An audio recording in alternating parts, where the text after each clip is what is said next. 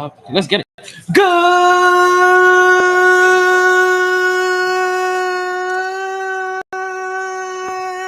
evening and welcome back to another edition of the MyT Sports Podcast. I am your host, the one and only talent, New Year, Save the Beer, Taylor. It is another Infago day in the hottest city in the world. We're coming at you live and direct. What's going on? Bands and make them dance. Bands and make them dance. I see you, pimping. Coming at you live and direct from South Florida. As you can see, we're live at Sharkeys. It's another Infago day in the hottest. I think I said it's another Infago day in the hottest. I don't think I can say that enough. It's another Infago day in the hottest city in the world. It's officially February 22nd. This is Volume 8, Episode 62, Track 516 of the MyT Sports Podcast. And boy, do we have another big show for you guys today, even though it's kind of slow in the sports world. It's kind of slow in sports, but you know what? The NBA returns tomorrow. We got a Blue Chew promo code coming for you. I got a margarita in my hand right now. Ooh, Woody, mamacita, please, mamacita. We're gonna rise to the top. Yo, I'm telling you, we got XFL to get into. Oh shit, look who it is. What's going on? What's going on? I see your foot. Yo, that's why every time you see me, I change. I'm glad you guys joined us. You guys know it's always a blast on the MyT Sports Podcast. We got XFL to talk about. I actually watched XFL games, right?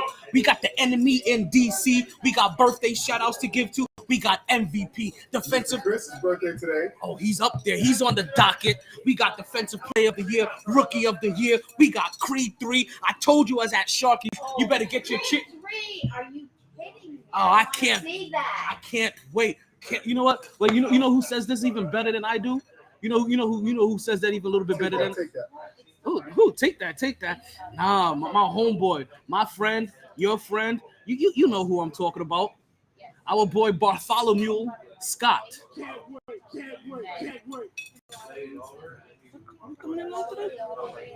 Okay, so we got Creed 3 coming up, right? Also, we got trivia. We have the raffle. So don't you guys forget, we got a raffle going on. Raffle tickets are $1. You get an opportunity to win yourself a gift card to Sharkeys that we'll be announcing the winner at 11:07 p.m. We got trivia. Trivia's at 10:37. We put the math together. We announce the winner right after trivia. Pick yourself a pocket and pick a pack of pickled peppers. Run. That is beautiful. That is beautiful. The way that just molested my tongue. You need a pen, don't you? Okay. Talk to me. So you're leaving me. I know you got to go home to your wife.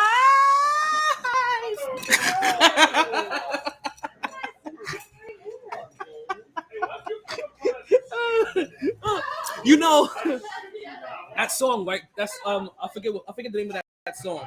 But I had to add that song into a playlist of mine called February 15th, the day after Valentine's Day. Yeah, International Side Piece Day. I had to put that song in the playlist. The one I was just singing to her. Well, is that International Side Piece Day? Because it could be the 13th too, no? Nah, well, that too. For the side pieces that you're honest with. Thank you so much. We had this whole conversation. For the side pieces that you're honest with. Yes, February 13th, May. Actually, no. February 13th is the one you're dishonest with. February 15th is the ones that you're honest with. Because once you get to February 15th, then they know they're the side piece. You could plan something the weekend before or February 13th, and those are the ones that you haven't been honest. We had this whole conversation last week. This is a big topic on the MyT Sports Combat. I didn't even. Because I live right up the street, and and I come by and I see you do podcasts and all that, and I don't pay attention. It's okay. What happens is that, see, once you do pay attention, you can't turn away. I'm like a car accident. While you're taking cocaine. You just can't even stop looking. You're like, oh my God, what is happening over here? You know what movie I want to see? I want to see Cocaine Beer. I want to see Cocaine Beer. Talk to me. My team is winning right now. Who's your team? Cincinnati. Okay. So Cincinnati is winning right now. So I'm from Cincinnati. So when it comes to professional football, you like the Bengals? I What? met a bunch of the Bengals growing up. Uh-huh.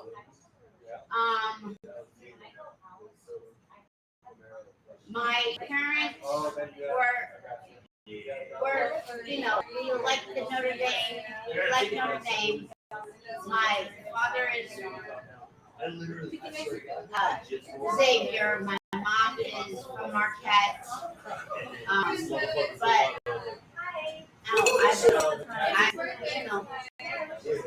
I like my Cincinnati team. I mean, I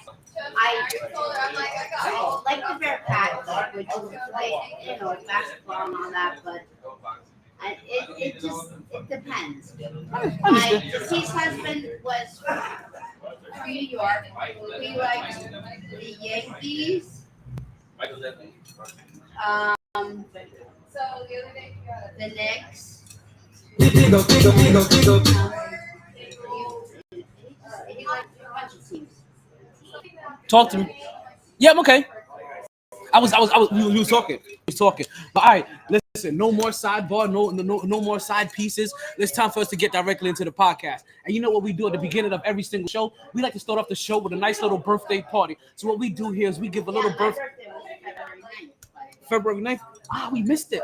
Because what we do is we give a birthday shout out to everybody that had a birthday since the last time that we was on the air. This is gonna cover everybody that had a birthday yesterday and everybody that had a birthday today. But happy belated birthday to you as well. Listen, we ain't gonna forget about you. We ain't gonna forget about you. So let's go ahead and get this birthday party started. You know how we do here. Hey yo, DJ MyT, drop that beat for me.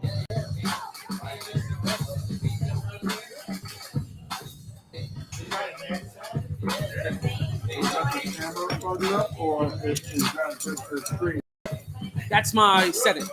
I blurred the background. That's probably the thing right now, the bandwidth for whatever's going on right there. But that is going to be behind. That's the stream on YouTube, but it's also showing fuzzy on this program. If you're watching on your phone, it'll be showing regular.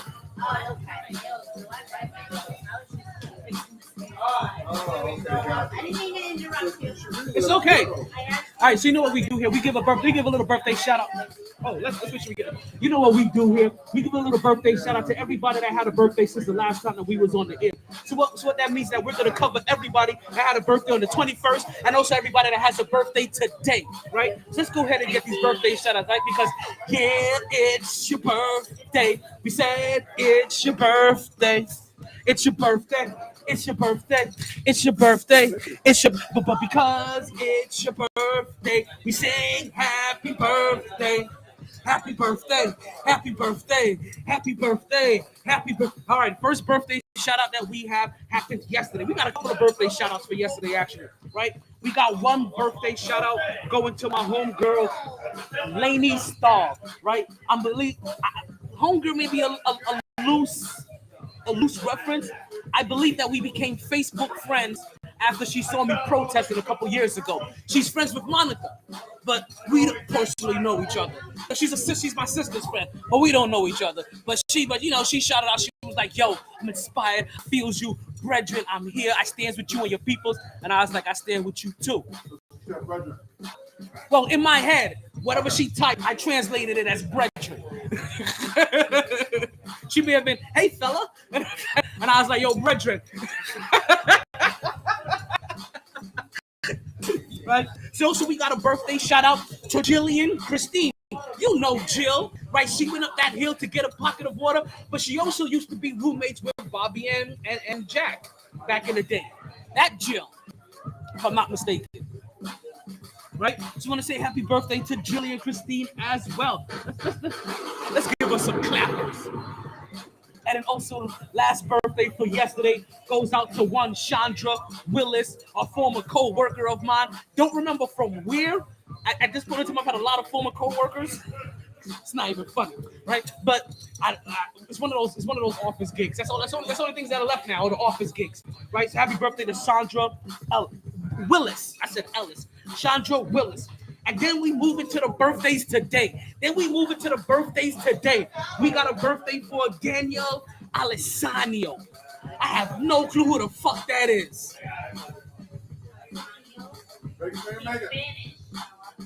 But I feel like I do. Because you know what happened? I don't recognize by last name.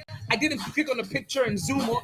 Because normally if I don't recognize you by name, at least by last name or by first name, because I know a lot of people by face. I at least click on their profile, zoom into it, be like, I didn't do that with Danielle. My bad, Danielle.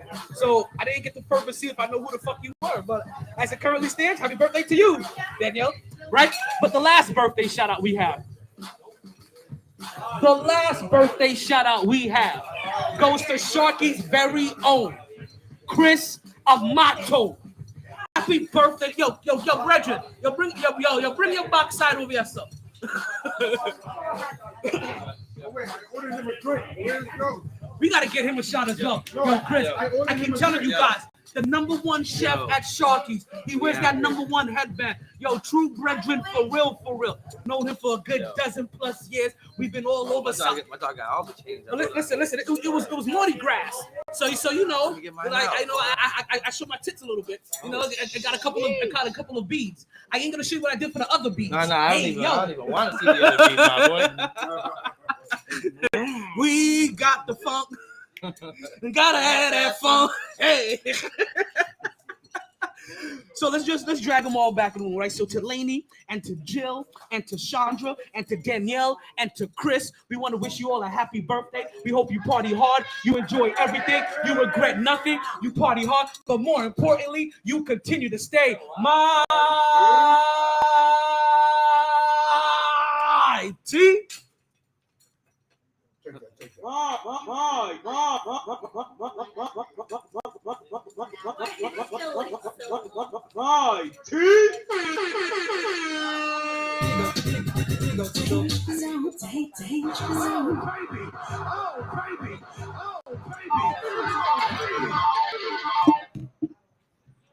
I got Yeezy in my Serato.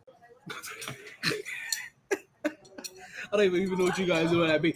Okay, let's get into our first topic of the day, right? Let's start things off. Where we're gonna start things off. I watched football, even though there's no NFL. I watched football. Now, granted, I don't think I could ever catch the XFL on schedule, right? For right now, I don't know if I could do that yet, but I can go back on ESPN Plus. I can go back to the very first episode, not the first game, the very first episode. Wait, you got ESPN Plus? Cause I got the ESPN Plus, Disney Plus, Hulu joint. Yeah, they give you. Yeah, exactly. They give you the little triple package and bam. So, but I could go back and I could watch XFL afterwards, right? So I watched from the very first episode because I said to myself,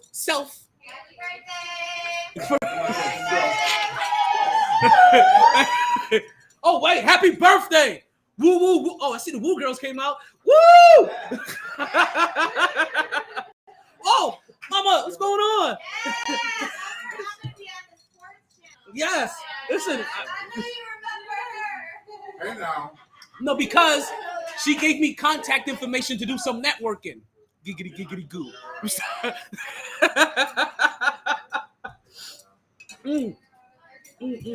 What's going on, Poe? Don't forget to go holyshift.com. Get your reading on. Appreciate you guys coming. Listen, I know you guys ain't come out for me. I know you guys come out for the birthday, but I'm gonna take advantage of this. I'm gonna take advantage of the crowd, and I'm gonna give you everything I got. We about to have a blast on the MyT Sports Podcast. Oh yeah, I'm blasting all over all of you today. Okay. So I'm watching the XFL, and was this the first year of the XFL or the second year? This is the second official year? Okay. I didn't watch one game of the first year. So this is what I told myself. I went on ESPN Plus. I said, let's watch from the very first episode. And what the very first episode was like a welcome to the XFL. Like the X in XFL stands for where dedication meets opportunity. If you have the dedication, we'll give you the opportunity. If you can smell. But The Rock is cooking. And he literally did that, right? Yo, talk to me. So he did the Super Bowl a couple years ago in LA, and now he's doing XFL? Well, he owns XFL. He's half owner. Oh, well, then, hey now. That's part of the reason why I had to go give him some love because, you know what I mean? Like, as much as I hate the NFL, I'm like, I'm giving all of these, people with old money. That's a political correct way to say it, right? People with old money, my money and my attention. Why don't I give somebody with some new money? So The Rock owns him and his ex-wife owned the XFL. The whole thing. Yes. Wow. She came to him because Rock's ex. So in what? Remember I told you, you know what I'm saying? I watched the first episode. You're learning all of this in the first episode. So because I said to myself, I didn't just want to watch the game. I needed to get emotionally invested. The same way I'm emotionally invested into the NFL. I've been watching since I was a kid. I know the players. I know this, right? I know the backstories. I'm like, yo, you've been cut. You've been working your whole life, even though you're 21. Like your life just started, but it sounds differently when you're 21. I've been working my whole life to get to this point. Like ever since, so I'm like, okay, cool. Like I wanted to get that feeling from the XFL. Watch the first episode. They give you the back dialogue. They tell you how The Rock was married to this woman who they got divorced, but they had a kid who she's currently right now in NXT. You can go watch her. You could go. She got a big ass jaw. She got a big ass head. No, she got a big ass face. It's the whole face. Just like her daddy. But kind of look like her. No, she's built like her mama.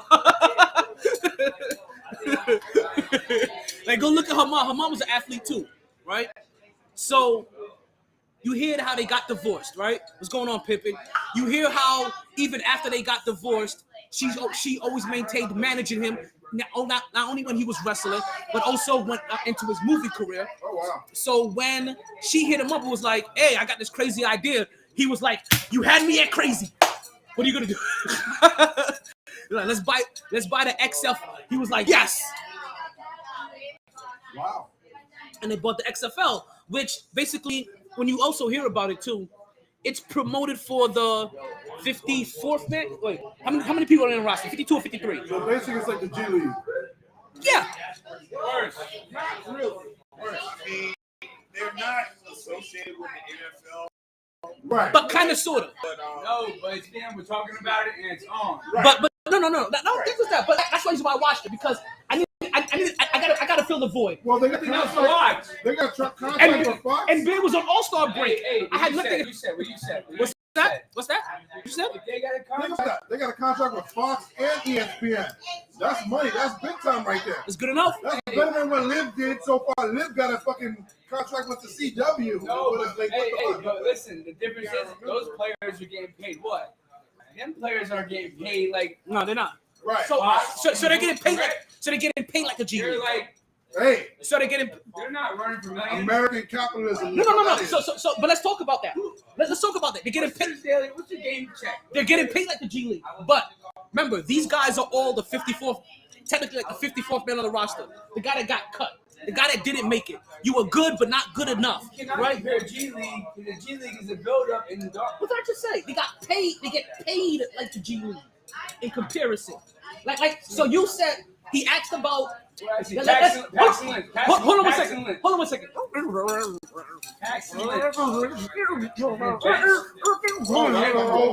for the Denver Right, you got XFL game. So remember, he just talked.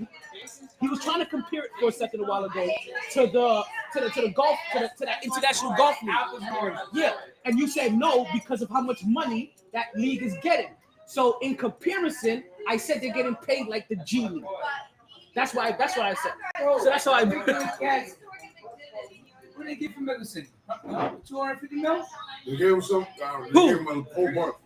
300 mil? The Liv. What do you say? Bro, Liv League. That's what I'm saying. They're not getting paid like them. They're getting paid like the G League. it's like $1 billion to $1 million. Yeah. It's okay. Whole different Yeah. story. We're running around the track, and I'm about to double lap you. Talk to me, but talk louder. All right, Hey, the way it's been explained, right, Okay. you got to remember, in the NFL, the way they structure the players' salaries is that the longer you stay in the NFL, the more money you make. So you can have a player in the NFL who's 7 years deep. He can still play.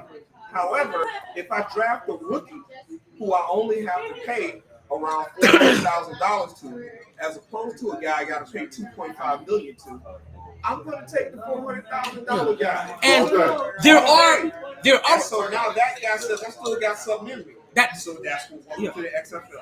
well, not just that, because But that's they typically didn't have that fucking lane though. but also, let me tell you this: from what they said, that's barely 10% of the league. Oh, I understand, but that's kind of No, it's part of that's a part of it too. The But other part of it yeah. is, you got kids who are out there, But also- can't quite make it. But if they're given the right Yeah. skills, And they saw, and obviously they saw a need. Yeah. Who's now with the Dallas Cowboys. Yeah. And they saw a need and market. Devontae Turpin, He's a Cowboys fan. NFL, and now he plays for the Dallas Cowboys. So you got guys out here who are So if you've been looking at him kind of fondly, that's why you've been. you have a dude out there who are blowing up in the XFL He's a Cowboys fan. or the USFL, and then All Cowboys fans bald? to the NFL, and they'll make a 53-man roster because now Making fun of my friend. somebody has seen them do it in the game, and just because they're falling out of favor with a coach at another team, Right. now they got an opportunity. I need my other lighter.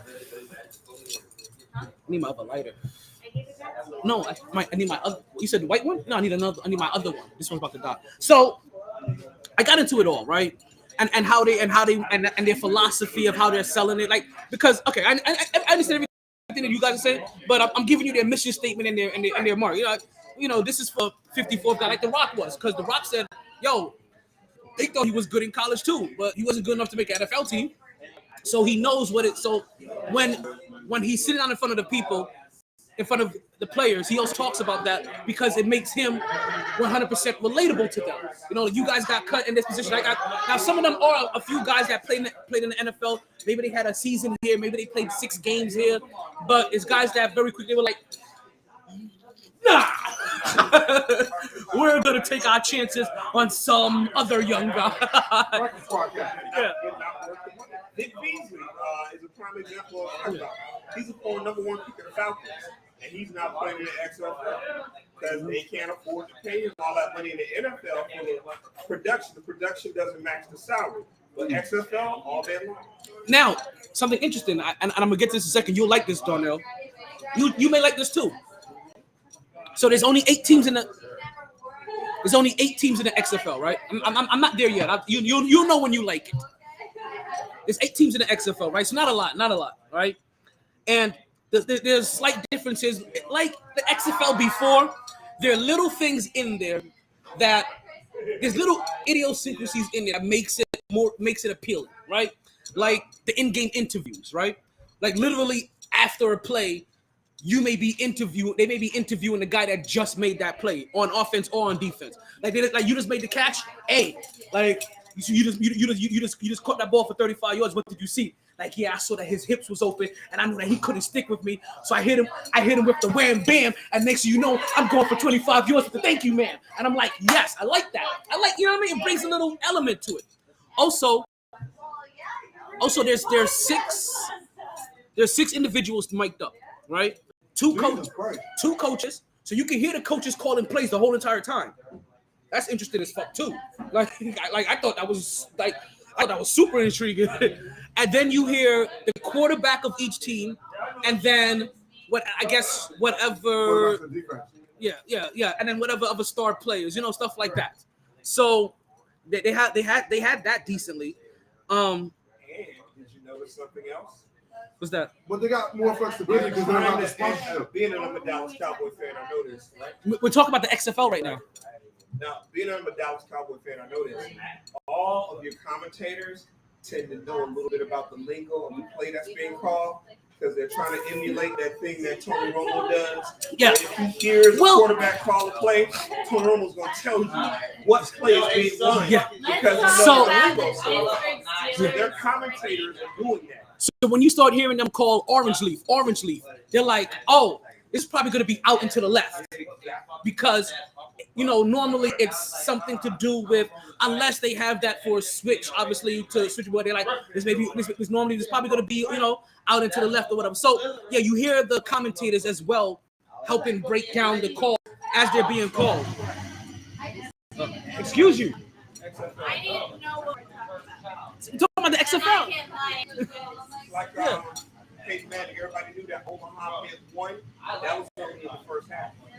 For the second half, they go Omaha. It's on 2.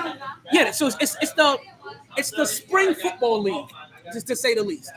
It's what happens. It's right after as soon as NFL has had their Super Bowl and the NBA has had their All-Star break, actually, they didn't wait for the All-Star break. As soon as the Super Bowl was done, the XFL comes into play and they start their league. Now, one thing that was interesting, right? Another interesting thing is that the kickoffs to avoid violent plays, they don't allow you to start running until the receiving team has actually caught the ball, and you have to be in 5-yard increments.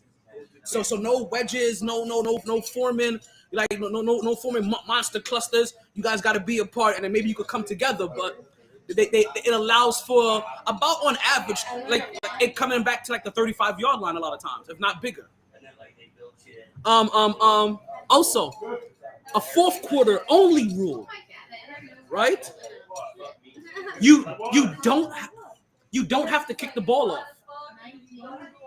Darnell, well, hold on. Did you notice? You don't have to kick the ball off in the fourth quarter if you don't want to. You don't have to give the ball to the other team.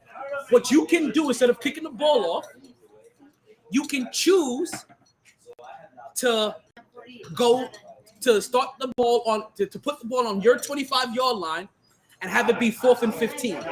And if you could convert that 4th and 15, then you continue with the play. If you don't, then bam, you just gave the opposing team that ball on the 25-yard line. And in true marketing fashion, a game was won like that. Wow. And they have their games on almost the same days that the NFL does. This week they're starting Thursdays, Thursdays, I think Thursday, Saturday, and Sunday. No Mondays, but Thursday, Saturday, and Sunday. Then there's the extra point rule as well. You can either kick as normal if you want to. No, there's no kick. Okay, that's why I didn't see any. Okay, so there's no kick. You can go you can get 2 points from going from the 1-yard line. So you always have to go for 2. You always have to go for extra point. So you get 2 points for getting from the 1-yard line. You get no. You get 2 points from the 1-yard line. You get 5 points from the 2-yard line, and you get 10 points from the. Oh no, I'm saying it backwards. So 1 point from the 2-yard line, 2 points from the 5-yard line, 3 points from the 10-yard line. That's what it is. Oh, wow. Yeah. And a lot of times, a lot of people go for 3. Sorry, no, a lot of people go for 2. A lot of people go for the 2. Like instead of just trying to get the 1 from the 2-yard line, they go from the 5-yard line and go for the 2. So there's a lot of little elements that makes it intriguing. Now, unfortunately, there's no. But you need a good game in order to make that an intriguing like element of the fucking game. You know what I mean? Well, it's like football. Like if it sucks, it's just like that's not gonna matter. You Well, know what I mean? Football is football. So, look, well, what I mean is that even bad games turn into good games. Turn into good games coming down to the wire. Because they're close, and then that element of suspense always comes in there when it's close. I'm not talking about blowouts. That's how football has sustained itself. Now, the thing that I like about this is that There's no team in Dallas. no, Relax. 3 teams in Texas. No, there is. Wait, But there are 3 I want teams in Texas. to. Is that Arlington? That's not Arlington, Virginia. No, that's Arlington is basically Dallas. That's not Virginia. I thought that was Arlington, Virginia. So I got Virginia written down here. Arlington Renegades. right. Well, I'm calling them. Well, you know what? I'm Houston Roughnecks. taking the team away from you guys, and I'm putting I think it's a team in San Antonio. San Antonio. Brohams, Yeah, like the call the Brahms, the Brohams. That's a joke from what movie is that? Great White Hype. Yeah. Yeah, the Broham.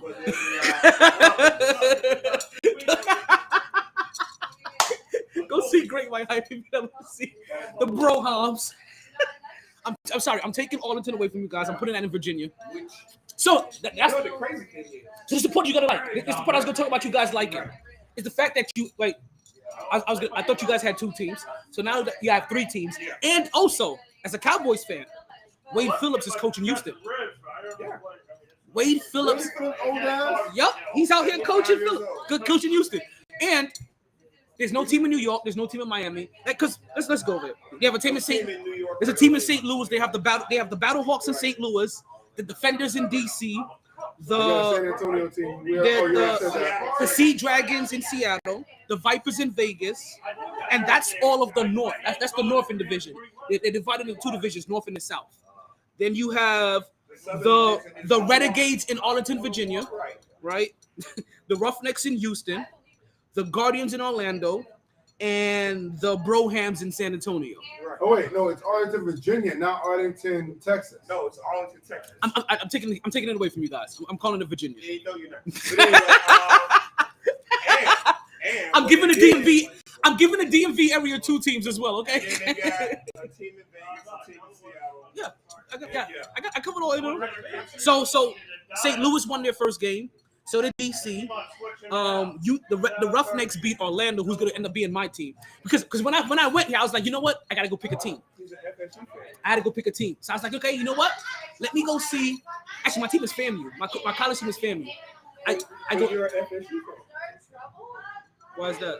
Who's coaching the Orlando Renegades? Terrell Buckley. T-Buck. And you, man. So can I tell you this, right? That's the other part about it. Is that I was like, I gotta find a team. I gotta find the team. And I got no team in New York. I was like, you know what? This is the perfect time for me to before I even looked at the teams. I was like, this is a perfect time for me to actually have a South Florida team. No team in South Florida. So I was like, okay, I guess I'll stay in Florida then. And I was like, I guess I'll go for Orlando. And I was like, you got a black coach? Orlando's my team. And then they lost their first game to Houston. That was a bad game. That was a. I haven't started watching that one. Yeah, so there's an XFL and the USFL. Oh yeah, XFL. Last year the XFL took off because everybody started catching COVID when they started the XFL 2 years ago. So they took a year off and did the Rock bought it and said, I'm going to bring it back. Last year the USFL was supposed to start. They did. They started last year. The USFL started last year with the Birmingham Stallions and they're winning it all. And they had the Baltimore Breakers. How many teams do they have? 8. So basically, what's happening is that you have and for consumerism, right, or just capitalism and opportunity, I like it. But naturally, you see where I'm going. If you got 8 and I got 8, eventually we come. Eventually we do a merger. Cover the major markets. Make sure we get a team in LA. Get a team in New York. Well, dude, okay, so the USFL, I don't know their teams. Do they have a? They have a team in LA, but I don't know if they have. To live and die in LA, They got one in it's a place to be. New York. They got New Jersey. New Jersey blows. And then you got. But it is close enough You got, to get the market. You got the team, the LA Express, and then you got. Got a team in LA. Right. And then Okay. you got the So, Tampa Bay Bandits. I got you.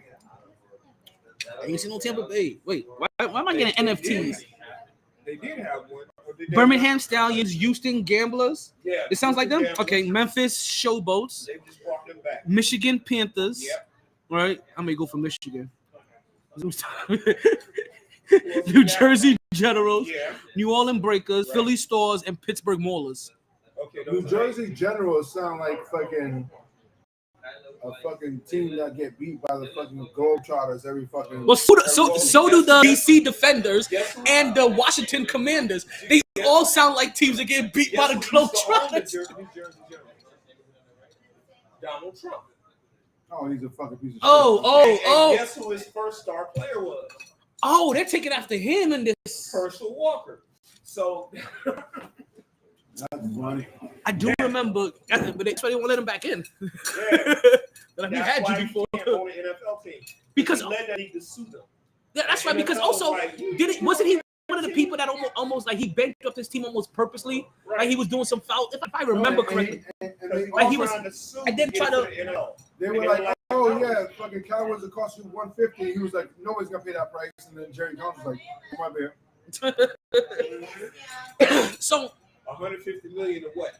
7 billion. exactly. It's up there. So ultimately, XFL, I can say, for me not watching it last year, and again, it was perfect storm, right? No more football because of the NBA All-Star break. There's no basketball on right now.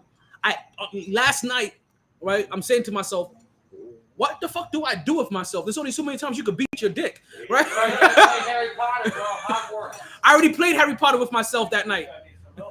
You got the whole legacy done? boy got the whole legacy in one night. Harry Potter PS2 represent. Let's go. I had the Harry Potter. The Harry Potter.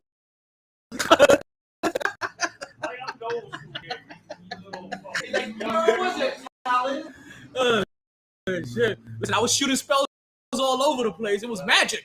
Nobody was born.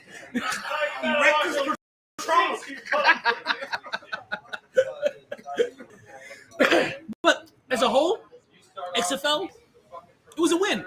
It was, and also like I said, I went to ESPN Plus and I watched the very first episode to hear the backstory, to get some of that emotional foundation into it, instead of just watching a random football game that I really just didn't give a. I was just watching this because it was football. I gave myself a reason to watch before, and I can say that it helped. It absolutely 100% helped. So after that, right, as I'm watching that, I'm also looking for basketball to watch because basketball's still my favorite sport. And I start seeing some college games on, again, ESPN Plus.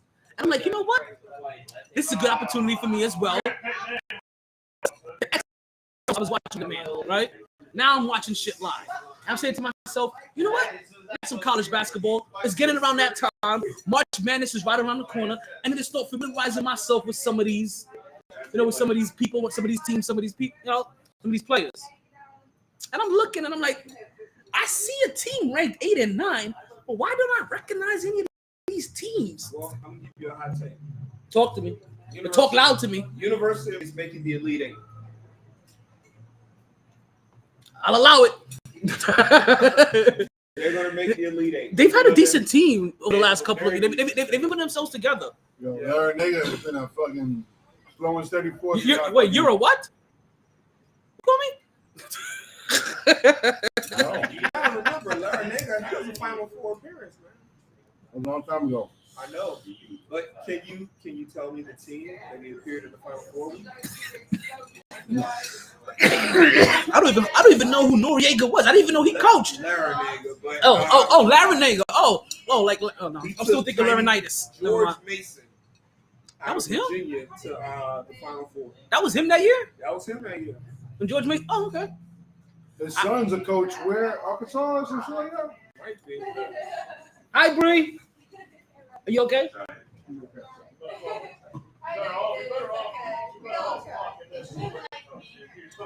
You don't look okay. Ah. Sorry, I edited that, but I know you didn't like that. Would you like to come back here? Okay. All righty. Huh? You always have an option. That's why there's a chair there. It'll apply during the whole entire show. You're very welcome. It applies every day you show up. That's why there's a chair there. Listen, there was 3 options for you to sit at. There, or there. Whichever one you chose. And you could jump between either one all damn day.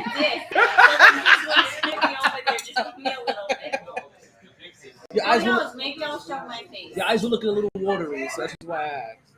You were okay. Oh no, I was just. Okay. Oh my God, that's forever. I tried not to make it a big thing because I'm not meant to. New York is there. It's not fair. I've noticed my past has been very unfair.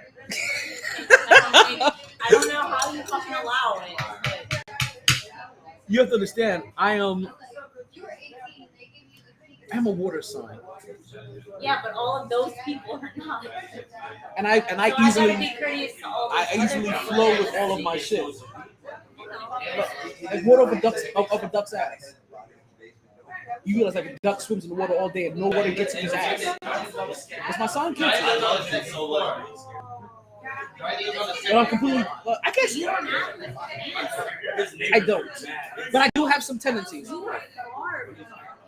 because I like to say sometimes that because I was born on the 17th, right? It's kind of towards the end, and I was raised by a Leo. So like it's I got the cancer shit out of you. I got some Leo leakage. No. She probably would have still allowed it, but my uncle kicked the cancer shit out of me. I don't know what my uncle's son. He's born in October. Maybe the 15th. No. But he's emotional too, though. But he wouldn't allow me. He's Jamaican, so he can allow. He's emotional in a different way. He's island man emotional.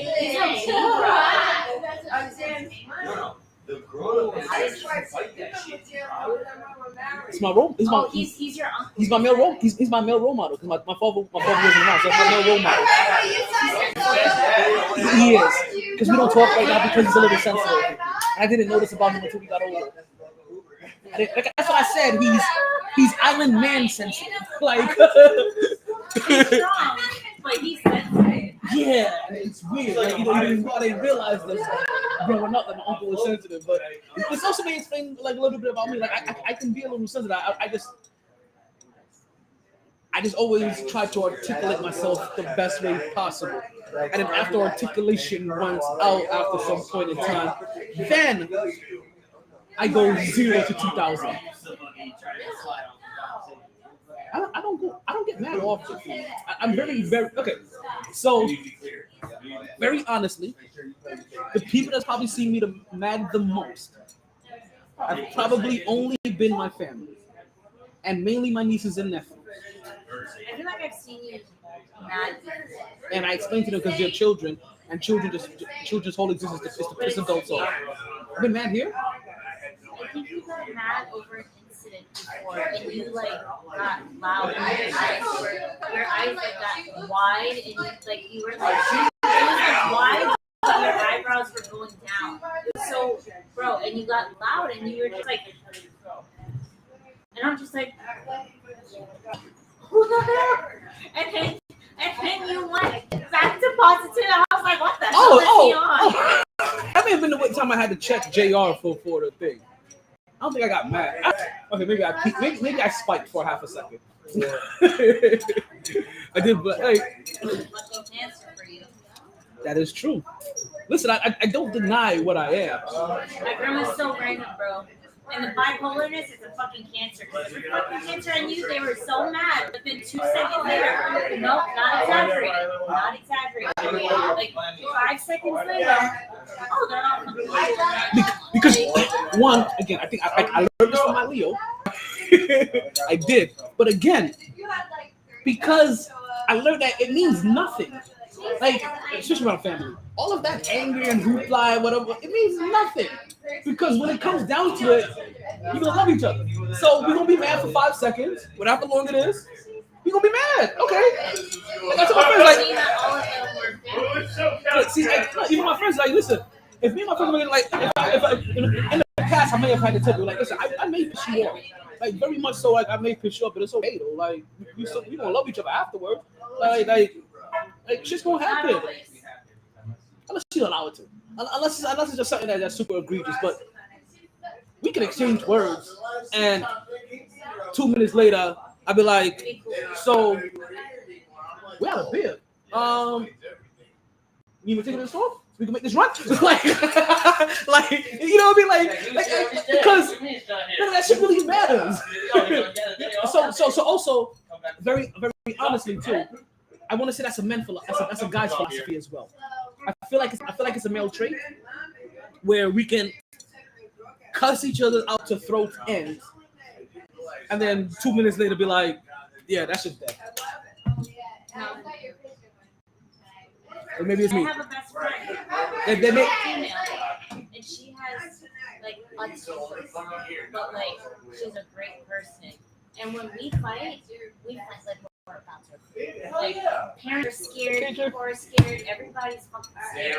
Like when we fight. Listen, I'm interacting with the peoples. Oh. If you get, I still got a show going on here. It's not just me and you, Bree. It's not just me and you.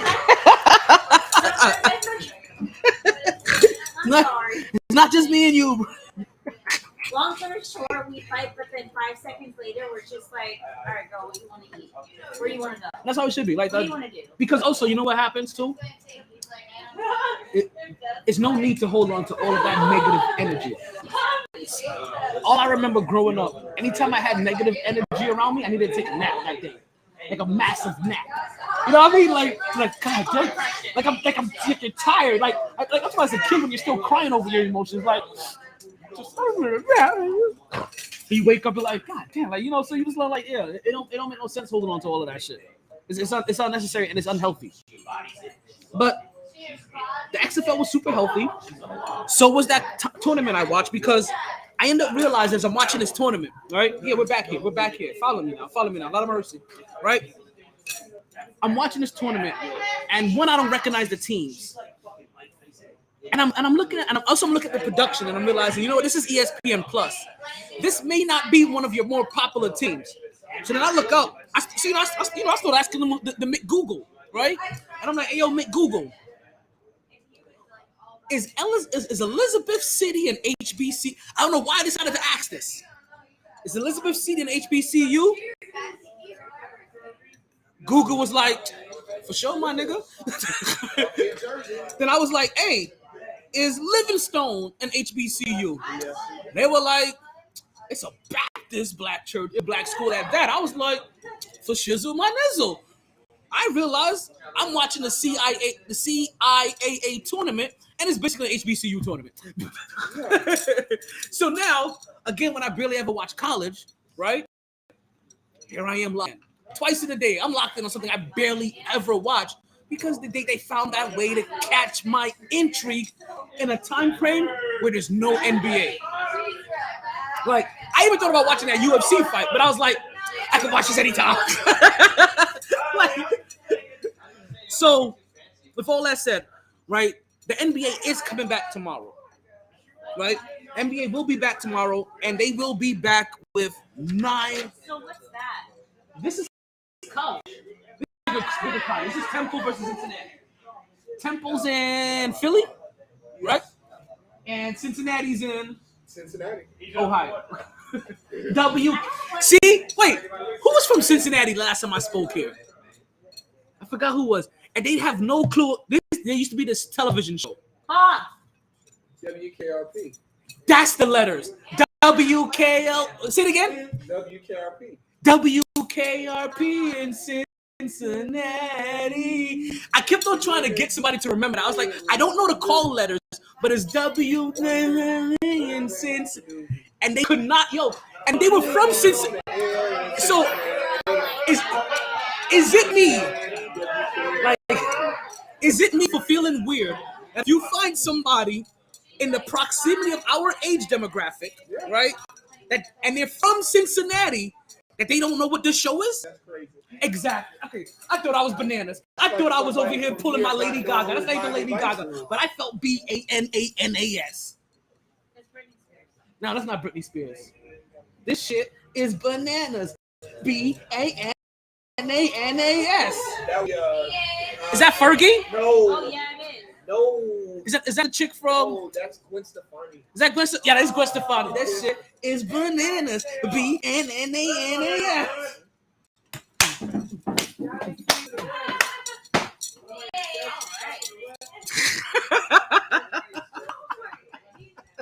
At the time that came out, I was teaching at Stranahan, and they used to they hijacked it. It's the Dragon. Oh my God, I'm seeing myself. They hijacked that. You missed the light. It was literally straight up white. Oh my God. I'm a fool. There is something wrong with me. There's something wrong with you. It's even more funny in slow motion. Are you seeing it in slow motion? Oh, I'm watching it. Yeah, it's good. What time is trivia? 10:37. 9:37. 10:37. Trivia is going to be at 10:37. But don't you guys forget, you can get yourself a raffle ticket. That way you can try to win a gift card for Sharkeys. Is that who I think it is? That's not who I think it is. In the red. No, it's somebody else. He doesn't have a ponytail. No, the person I'm thinking about doesn't have a ponytail. A gift for what? Gift card to Sharkeys. Oh, gift card. Yes. The raffle is for a gift card to Sharkeys. We are conducting a raffle so you can win a gift card to Sharkeys. Raffle tickets. That is him. I'm forgetting his name now. How much is the raffle? Raffle tickets are only $1. Raffle tickets are only $1. It's worth $1. Gift card? The gift card is definitely worth more than $1. It's a $25 gift card.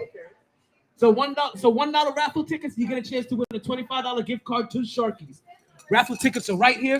We'll be calling the winner to the raffle at 11:07 p.m. So you gotta put that marketing employee in there.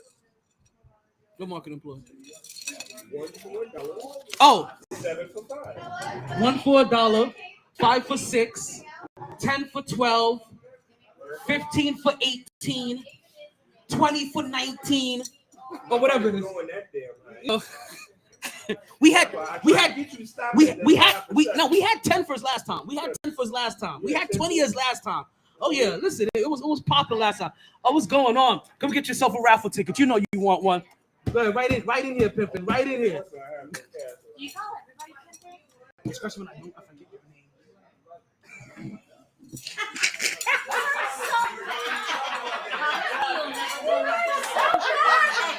No, I will never call you pimpin'. I'll call you pimp fat.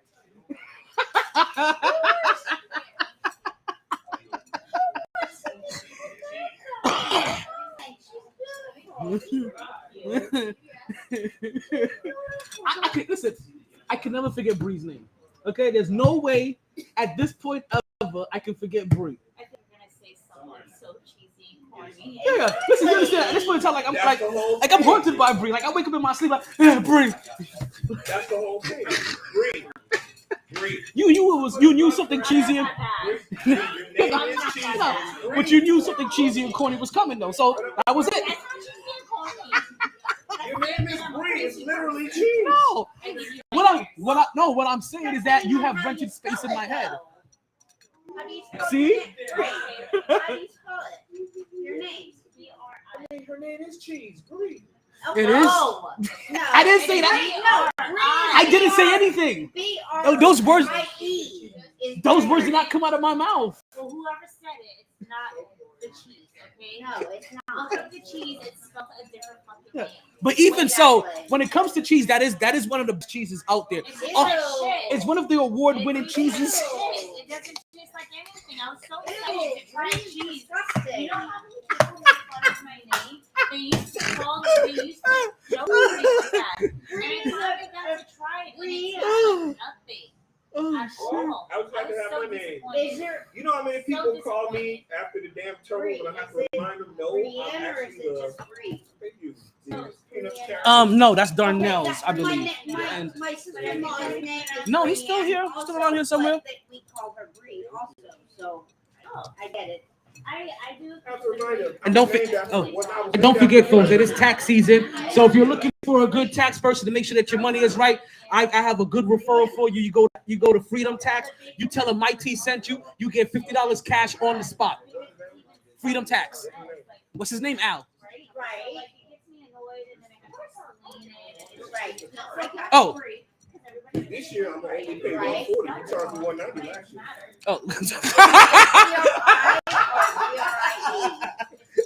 You know Al? That is now. Yeah. That is now, boy. No, but my brother, my sister-in-law, we call her Bree.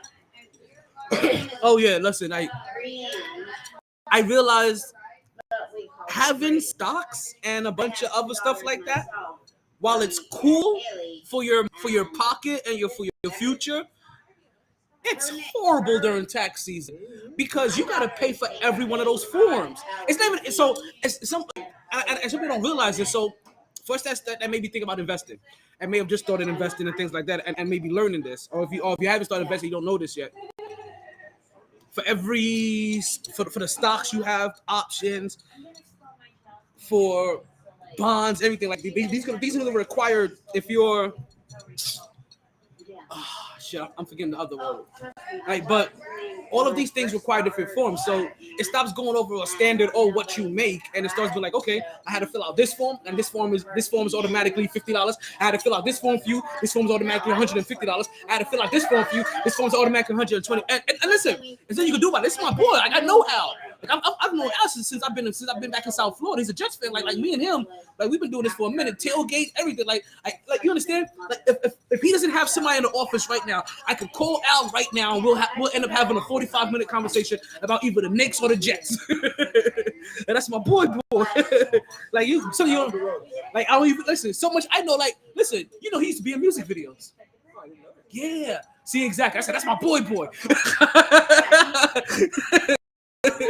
when light-skinned dudes was popular back in the 80s, he was one. In the 80s and 90s, when them John B's and Chico the Barges was coming out, yeah, he found opportunity. Well, that's my boy. That's one thing about the Barge family. They was on serious drugs. Janet Jackson, Well, I think Janet Jackson is kind of toxic her damn self, though. Janet was like, fuck this game. I got to go. I'm like, damn. I would have given up that shit for her. So, I told you that NBA, I think I mentioned earlier that the NBA returns tomorrow, right? But you mentioned that you would give it up for Janet Jackson. Ooh. You know what? I would give it up for Janet Jackson, too. And if I give it up to Janet Jackson, you know what I'll make sure I'm doing? I'm taking a blue chew. I'm taking a blue chew because no, finish because I want to know what would you do if you met Janet Jackson? I'm really curious. If I met Janet Jackson, I'd fall to the floor. If I met Janet Jackson, I'd I'd have her autograph, whatever. But like, where the fuck is MJ? Let me meet him. Are you ready to come on? No special features. That's special features. But I'm trying special guests. No special features. Wait. But they are featuring, and they are special. Yeah. Listen, I'm going. I start 6 feet. I start at 6 feet. No, I know. I start at 6 feet. Anything cute at you, it's most likely a joke. Don't take it to heart. Just think about what's going on in his head and you'll laugh. Yeah. So, He's awesome. so like I said, Probably all these funny shows. You know that, right? What's that? thank you. And I try to make it that way because it's always a blast on the MyT Sports podcast. What's that comedy guy? Which comedy guy? There's a lot of comedy guys. The short one, the tall one, the black one, the fat one, the white one, the puppet guy. The one that you said go to this clip and listen to this clip.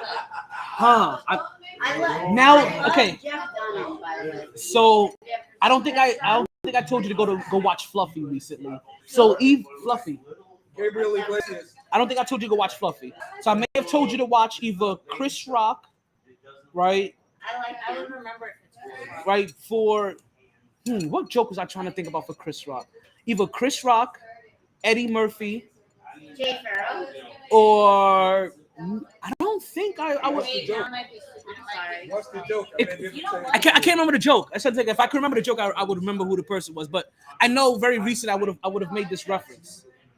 So it's either Chris Rock, Eddie Murphy. Is it Eddie Murphy ice cream joke? Eddie Murphy. We're gonna find out soon. Eddie Murphy barbecue.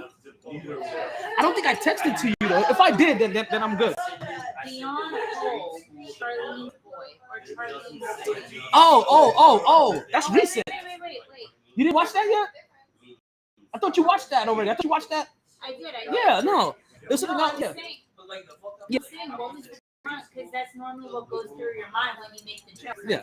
Oh. The people's humor, like the people that you watch, like the comedians that you watch, Okay. their humor, So, and then you make your own joke. I have Chris Rock, Eddie Murphy kind of humor. I grew up with those individuals.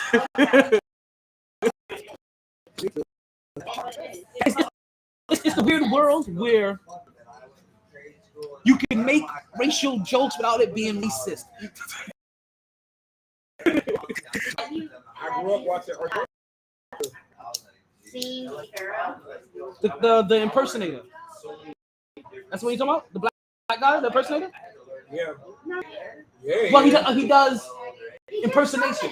But he also does impersonations too. Like so, in his comedy, you'll hear him bring in Jay-Z, Barack Obama, different, kind of like what what's his name used to do. The little chubbier dude from Saturday Night Live or one of them shows. Oh crap! He's in New York. He always wears a New York hat.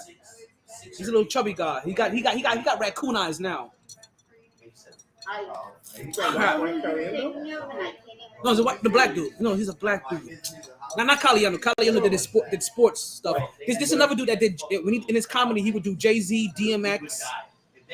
Who else would we put in there? LL Cool J. He would impersonate. Oh, you talking about Aaron Spears? Aaron Spears. There you go. So I'm comparing Jay Pharoah kind of to Aaron Spears, where he does comedy, but in there he'll incorporate because he's a good impersonist, right? Impressionist, and he'll incorporate impersonations of people in there. So is that the Jay Pharoah that we're talking? So the kind of skinny black guy. Yeah. Okay, yeah. He's always on Instagram making fun, like him and Kevin Hart always going back and forth on Instagram. Big joke. You gotta watch Aaron Spears impersonating Scooby-Doo having sex. I may have seen it. Hey, yo, can I see somebody's lighter? Hey, what's going on, Anna? How you doing? Hey, yo, pimp. Somebody in the audience, may I see your fuego, please?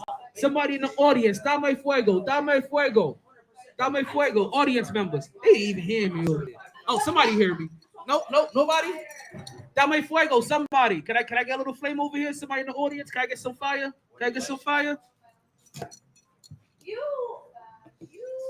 Thank you very much. I appreciate it. Yeah. This is a pretty lighter. I like this. Don't get any ideas. I'm not getting. Why would I get ideas?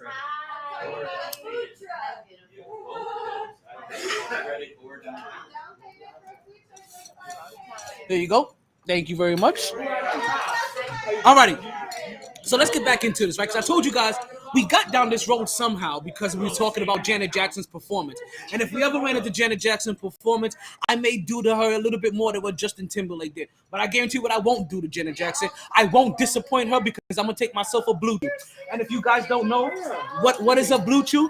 Blue chew is a little blue pill that can get you back your thrill. All you have to do is open up a pack and head straight to the sack. Just a few chews before you do. It has the same active ingredients as Viagra and Cialis, so this is one opportunity that you just can't miss. For a very low cost, you can beat it up like a boss, and she will love how you come through like a champ when you blue chew in advance. And if you use my promo code of GSSS, you will get your first order of blue chew for free. Yes, folks, for the free. And listen, I know what you're saying. Like, no, I'm good here. I don't need blue chew. Blue chew isn't for the. You don't have to need blue chew. You're gonna want blue chew. Listen, you see what I'm doing here. I get out here and I drink. We know some of you get a little bit of whiskey dick every once in a while when you drink. You know what that is? That's a natural cure to whiskey dick. You don't have to worry about going limp ever again. If you just want to extend your stay and go from 6 rounds to 12 rounds, you want to go the distance to have it be a judge and have it be a judge's decision, then you take blue chew and you go 6 and you go 12 rounds. If you want to make sure you do all of the things that you said that you were going to do in her DMs, blue chew is there to make sure you don't ever fail again. Listen, it don't matter what style that you choose, blue chew is there to help you feel those shoes. It could be doggy style, it could be missionary style, it could be jackhammer style, it could be froggy style, whichever style you like to jump into. Whatever you like to jump into, blue chew is for you. You put on your music, you get it like Lionel Richie. You could be doing it all night long, or you act like LL Cool J. You're doing it well. You understand? Blue Chew will help you get over whatever humps and lumps that you're trying to get into. Because when it comes to Blue Chew, there's only 2 things you need to remember. You chew it and you do it. And with my promo code, your first order is free. The only thing that you need to pay for is shipping and handling. Again, what is that? What do you say? What only 2 things you got to remember when it comes to Blue Chew? You chew it and you do it.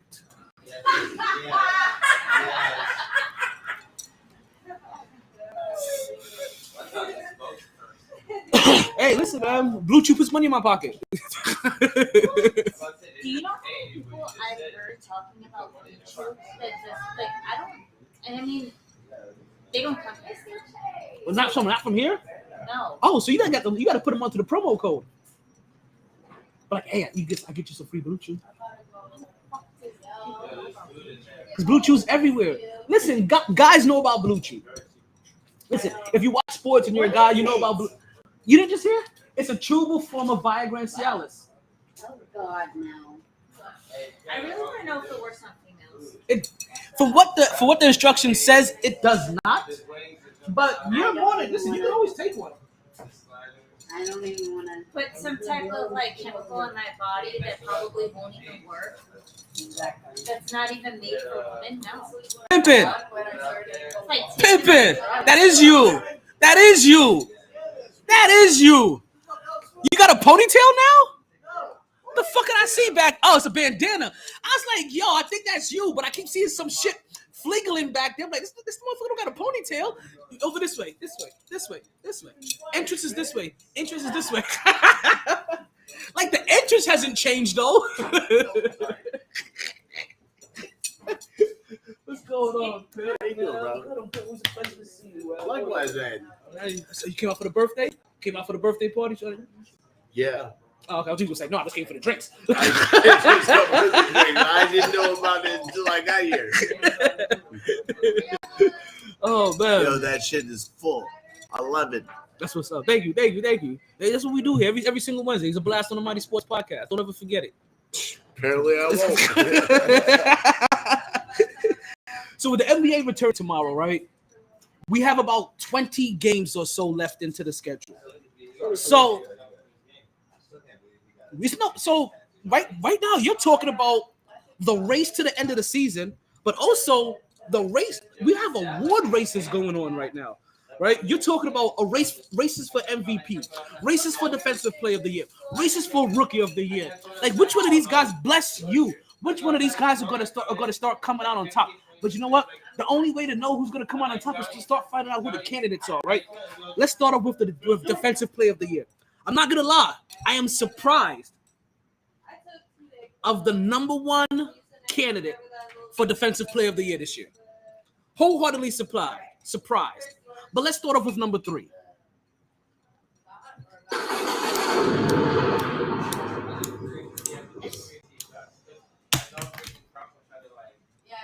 Tell me why. Oh, you want? What? No, tell me why.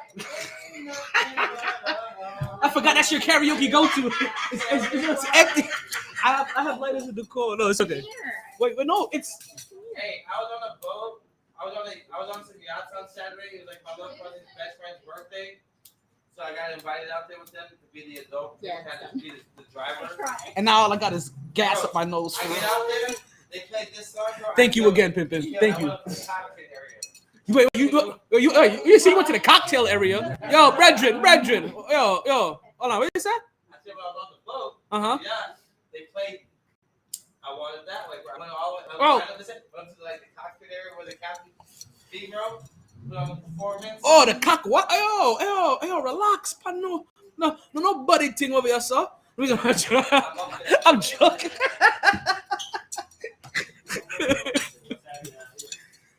The MyT Sports Podcast and a birthday party. We owe you shots. Jameson is good? Jamo, is that good? Some people like J-Mo. I'm asking, what do you like? I like Crown. So Crown works for you. Okay. We gonna crown you today. We gonna crown you today. What's going on, Pimpin? Thank you. I appreciate you. I see you. I see your comments. Your advice. Thank you. Thank you.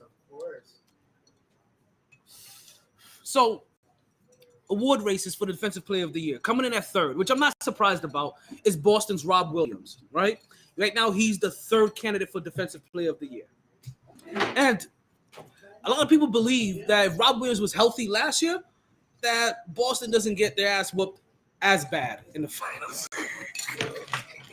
Like, they was gonna still lose. Like, they were gonna get sunned. Like, I don't think anybody realized that they were gonna get sunned. It was the same thing as LeBron James playing San Antonio for the first time when he made it to the finals, right? He got that treatment. He got the Dwight Howard playing Kobe Bryant in the finals for the first time. He got that treatment. That's the kind of treatment he got. They got sun. Like, now, are you gonna be like LeBron James and you're gonna make it back there and get yourself a dub? Or are you gonna be like Dwight Howard and be like, I'm not gonna get a dub until I join Anthony Edwards' team 10 years from now, or 7 years from now. But you know what I'm saying. Second in defensive player of the year, Memphis' own Jaren Jackson, which goes to help it.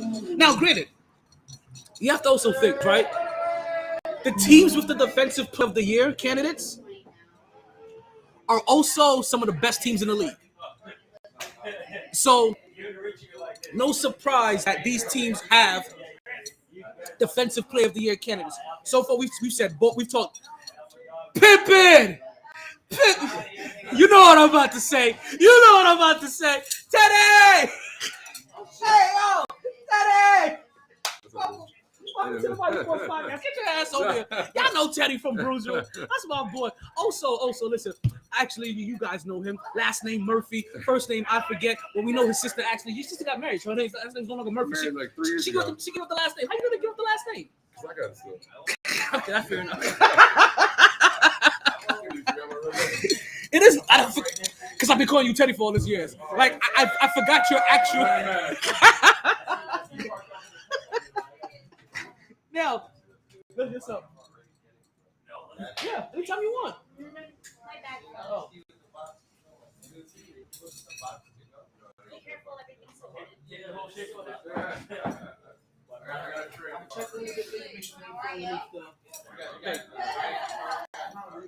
So it's funny because I always call him Teddy, but his name isn't Teddy, obviously, right? But the reason why I call him Teddy, he reminds me of an army buddy that I had named Teddy. Like same size, same complexion, everything. So again, back to it. Not surprised. Rob Williams, Jared Jackson, right, are both in the candidates for Defensive Player of the Year. Like, actually, not surprised once I saw who all the candidates were, and you realize the records of the team that they represent. And don't you guys forget that we have a raffle going on today. We have a raffle. You can buy yourself a raffle ticket for $1, and you get the opportunity to win a $25 gift card to Sharkeys. Yes, a $25 gift card to Sharkeys, and all you have to do is buy a raffle ticket for $1. We will announce the winners at 11:07. Right? The number one player in candidacy for Defensive Player of the Year.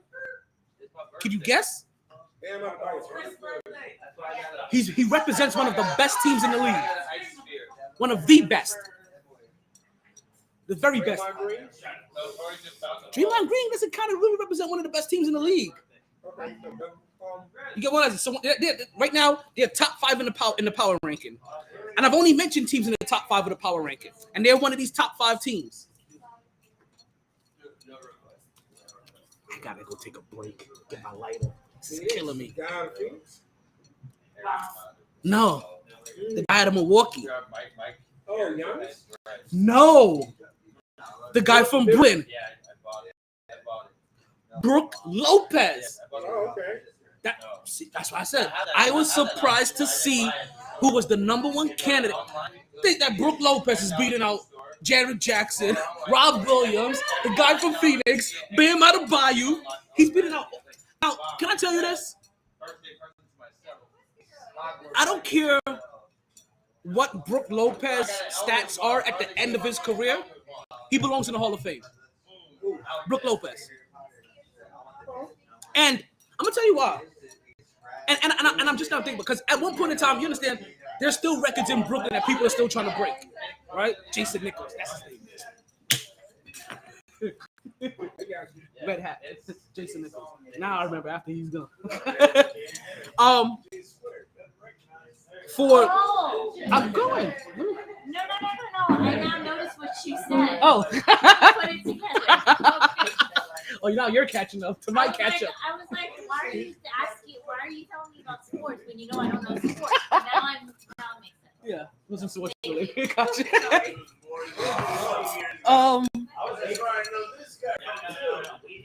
So Bree, do you appreciate me enough to run to my car? Yeah. You would? Yeah, you just gotta tell me exactly where it is. It's the red car right there in the handicap spot in front of the General Mills. No. Bree, I pointed this way. the red car in the handicap spot, right in front of, because you can't see it from this corner. Okay, it's a red car. Breathe. I pointed this way.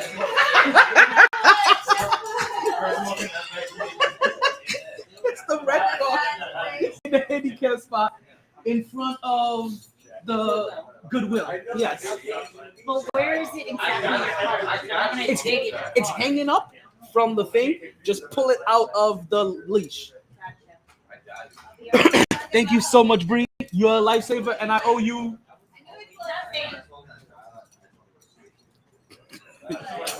Okay.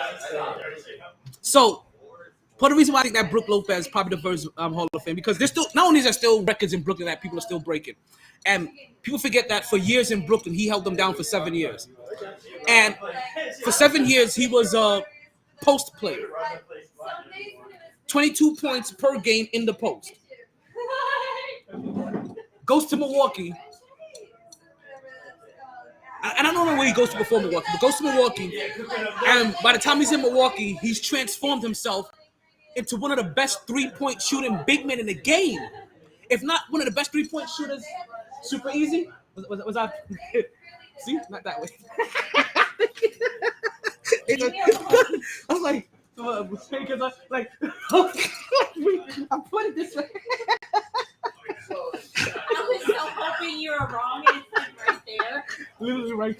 But it was over there. Yeah, you're right. It was like right there in the handicap, literally right. And then if you open it from the passenger door, it was literally right there in front of your face, the ladder, right? Oh, I did the driver door. I didn't know.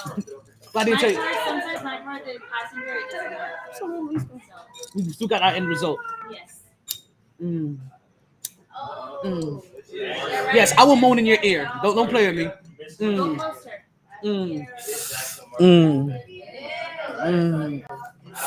Shit. You know, Like is this pussy Fenty or Victoria's Secret? That was me moaning in the ear. no, but what's the first thing you named? I asked, is this pussy Fenty or Victoria's Secret? What is Fenty? That's Rihanna's line of lingerie. That's what it's called? Fenty. Oh, I thought it was the beginning word. But with an F. Oh, Fendi. Yeah. Okay. So like Fendi with a T. I was like, I'm not from there. She's like, oh. That's for you. Okay, I had to drop a citrus in there somewhere. I don't know where it came from. It kind of tasted like what's the orange beer in Florida? That's what you're drinking, isn't it? No, I knew. Oh, High Noon. That's right. Remember High Noon? The last thing he heard was boom. You know that? See, he knows that line, right? Listen, it's gonna end up being one of them. It's gonna be in a trivia question one day. When I ask for a high noon, I'll be like, high noon. They're gonna get scared and kick me out. Oh God, that's hilarious. Oh shit. So we also have the Rookie of the Year candidates, right? Hey, Boompa. Okay, so Rookie of the Year. Do we also have the Rookie of the Year candidates, right? Right.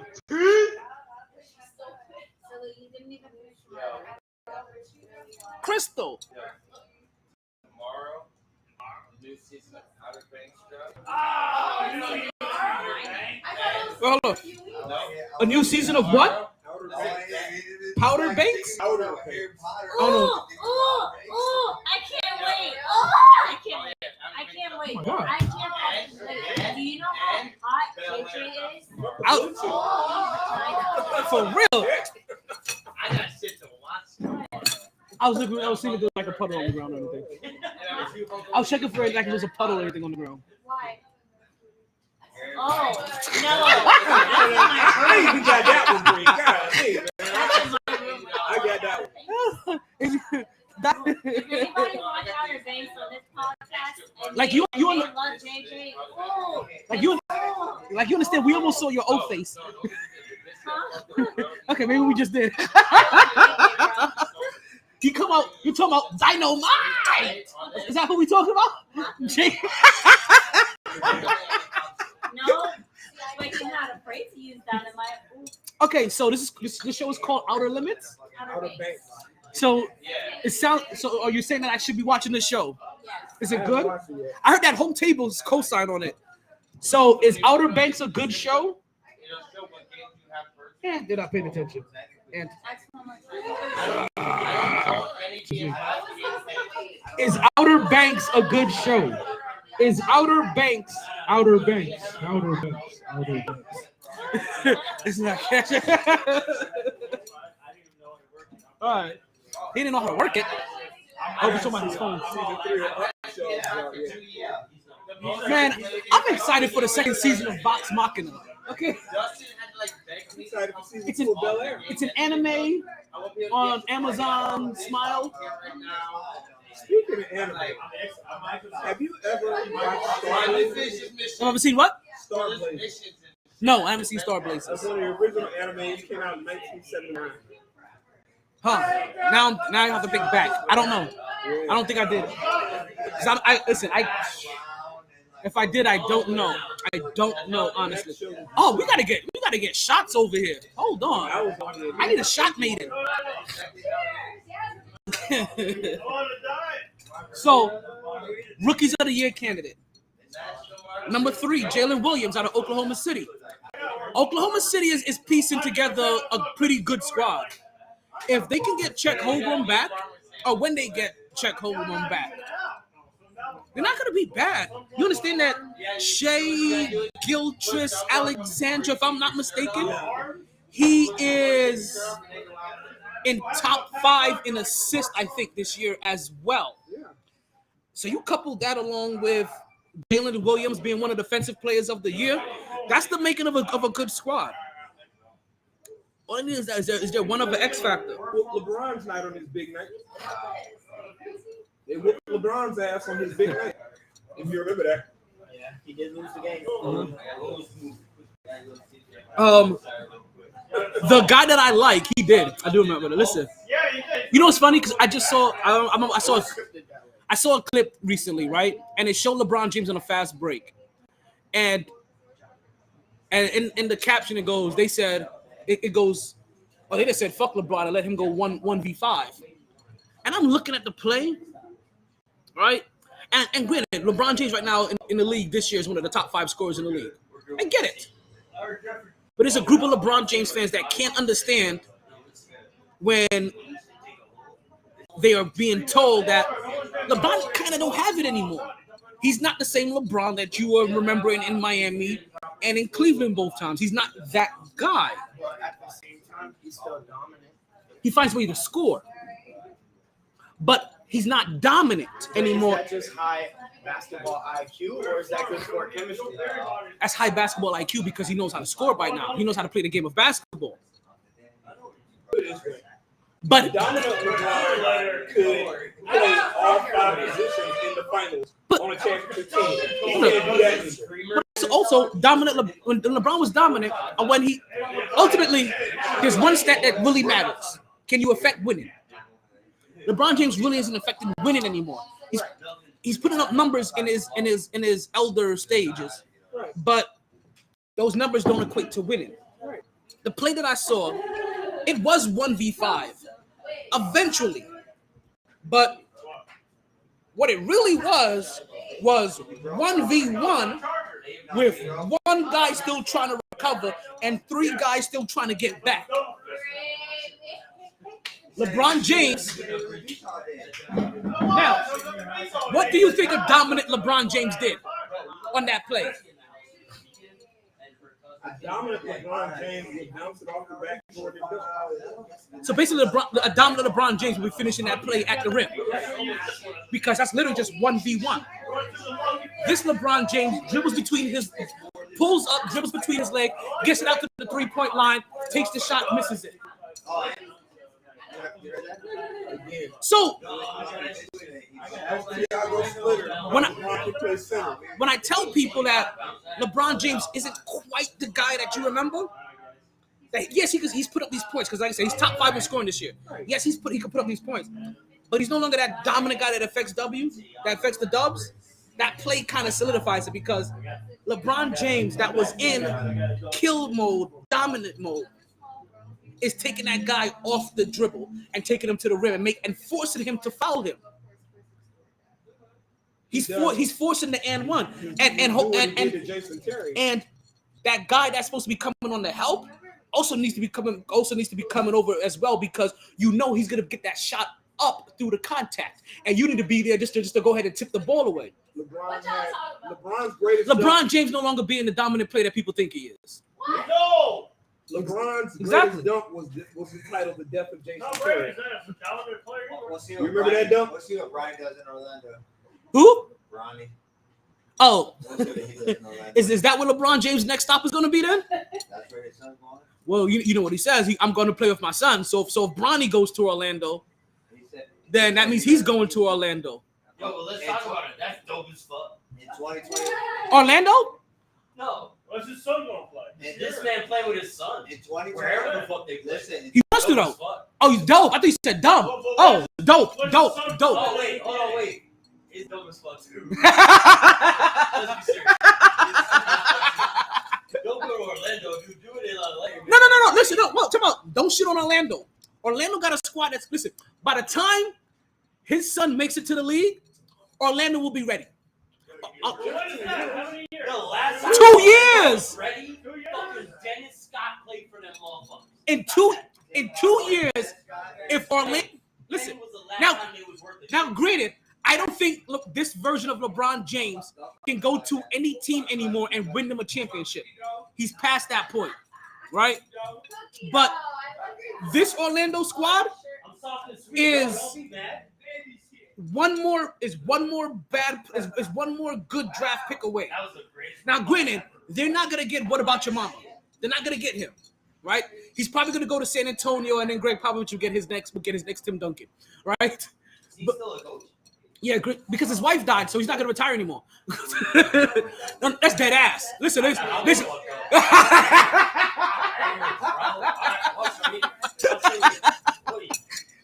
no. But seriously, Greg Popovich, before people don't remember this, before his wife died, he was contemplating retiring.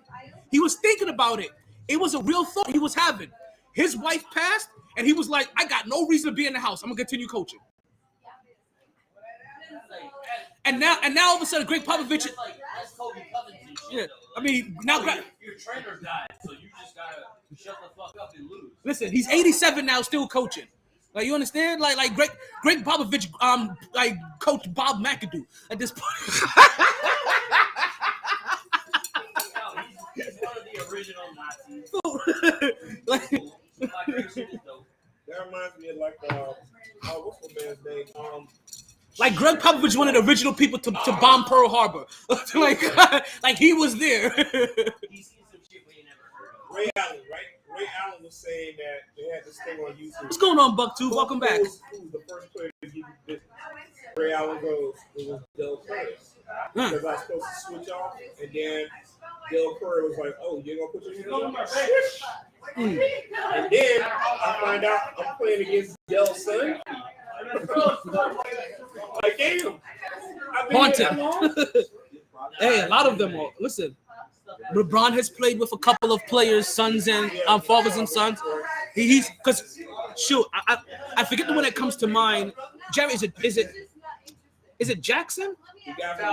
What's going on, Pippen? Is it one of the guys in? Yeah, one of the guys in Houston, right? Yeah. But also, people forget one of the obvious ones, Kenyon Martin Jr. Yo, like the fact, like even I feel like that sometimes when I'm like, damn, I'm starting to see some of these guys' children come through the league, and we're talking about third generation, and not just come through the league. We're seeing them come through the league. We're seeing their moms come through the league. Yo, Scottie Pippen's wife, Scottie Pippen's Jr.'s moms. Yo, what is she doing? You know what? True story, right? True story for you podcast fans out there. You're gonna have to talk up a little. You guys can hear him? About 10 to 15 years ago, I was at Hot Dog Heaven over on Sunrise Boulevard. And this woman comes in, she's kind of thick, she's cute as hell. Trivia is going to start in 24 minutes. So- Trivia in 24 minutes. We still got raffle tickets available. If there's only one person that bought a raffle ticket, I can't. So Oh, anyway, can I? I'm at hot dog heaven, and it's raining outside. And this woman has a bunch of hot dogs, and she's got, her hair in a little French braids, and she's going outside. And I'm like, who the hell would have their girlfriend bring hot dogs outside to them in the rain? Big ass Range Rover pulls up. And guess who opens the door? Scotty freaking Pippen. That's who had his girlfriend. Bring hot dogs to him in the damn rain. Oh my God. I believe it was at that point she started contemplating her future. But anyway, Listen, the fact that she's currently right now running through the NBA like she was a Kardashian. oh boy. Like y'all heard about this, right? Yeah. Scottie Pippen's wife is starting to run through the NBA like how her last name was Kardashian. What the fuck else is she gonna do? You know what? Snatch up my That's all she's ever known is fucking basketball players. You're right. You know what? Never mind. Only known athletic dick. What is she You're gonna hit a nigga and work at Walmart? I mean, she could go to a different sport. I mean, go to lacrosse or. So you want her to be a lesbian? Like, I didn't say soccer. Now, listen, she knows what she knows, bro. She know. Hey, it is what it is, right? She knows what she knows. He could be mad. He could be mad all day. So who's allowed to be more mad? Scottie Pippen Sr. or Scottie Pippen Jr.? Junior. She fucked Junior too. Well, no, because she divorced. She divorced Senior, but now she's fucking all of Junior's peers. So who gets to be more mad? Scottie Pippen Sr. that his wife is all of a sudden, or Scottie Pippen Jr. that right now he's on the Lakers and he got to look at somebody that smashed his mom. Like, Senior paid his money. He's done with it. He's fucking something else. Junior is the one that's about to get it on the face all day from all his homies. not just his homies. He's like, smash your mama. You know this, right? He is currently teammates with somebody that smashed his mom in LA. So he's in the Lakers now. And if I'm not, is it Miles Bridges? Is that who? He's currently on a teammate with his mom's ex. because you know who his mom's smashing now, right? Okay. Wait. Sorry, I still got another question. Still asking you, who? So now who's still a question? Who should be more mad? Scottie Pippen Sr. or Scottie Pippen Jr.? Her current boo is Michael Jordan's son. Yes, but you're forgetting the one important elephant in the room. So who should be more mad, Junior or Senior? You're forgetting the elephant in the room. Wait. My answer is still Junior. Okay, My answer is absolutely still Junior. You're forgetting the elephant in the room. talk to me. What's his elephant? You can go to LeBron for advice. Yo. Hey, yo, shout out to Delonte West. I ain't gonna lie. That's when I knew LeBron James had power. When after he found out that a teammate was smashing his mom, that guy became homeless. Like, oh my God. Junior She ain't Scottie Pippen girl no more, but it'll always be Junior's mom. Okay, so more offense on the Junior. Listen. I just want to know. Senior. But like my thing is, Senior can't be that mad because that nigga paid to get away. And that's not just his ex. Like she's passing by. Like, yo, I promise you, all of my exes, bro, y'all could run through it in front of me. I'm like, you're like, you paid to get away, bro. You paid to get rid of him. No, listen, Scotty definitely gonna be mad about the whole Marcus thing. No, Scotty knows everything, bro. Scotty knows fucking all of it. Scotty still can't be that man, bro. Scotty knew it at the Yo, picture. little Scotty is definitely taking heat on that shit all the fucking time. And if he's not, that nigga's not doing it right. Well, you know what though? He made a buffer because I just realized he's in LA. He does have LeBron there. And if anybody knows about a teammate smashing their moms, it's LeBron. So you know LeBron isn't gonna let that beef go on. He's gonna make sure that shit stays. Either that or I guarantee. Listen, listen. I already know they both won't be on the team at the end of the year. They both, unless they win a championship. Actually, even if they win a championship, because then they definitely go their separate ways. Then exactly. I got my ring. I don't gotta look at this motherfucker no more.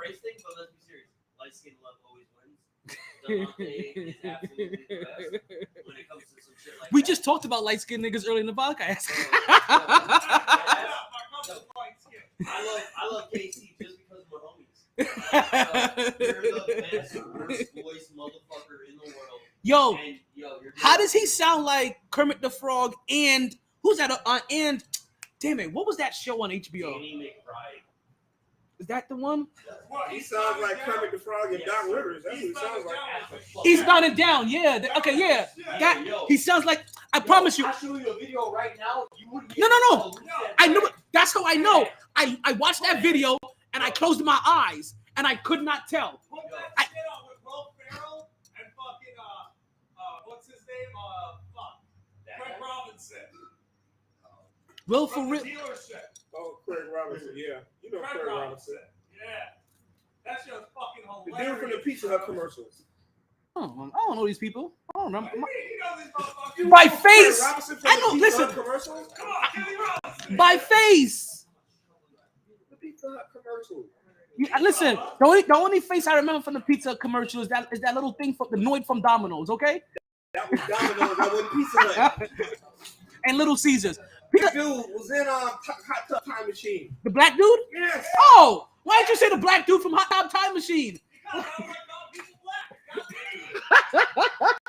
It's the only way I'm gonna know who he is. Oh, that was a great fucking joke. Kelly Robinson was Eddie Murphy from fucking Showtime. Oh god. But that was Kelly Robinson. That's his real. That's his real name. Kurt Robinson, Kelly no, Robinson, Craig Robinson. That's his real name. That was a great fucking joke. Hot Tub Time Machine. I think it was stuck in the 80s. Hold on.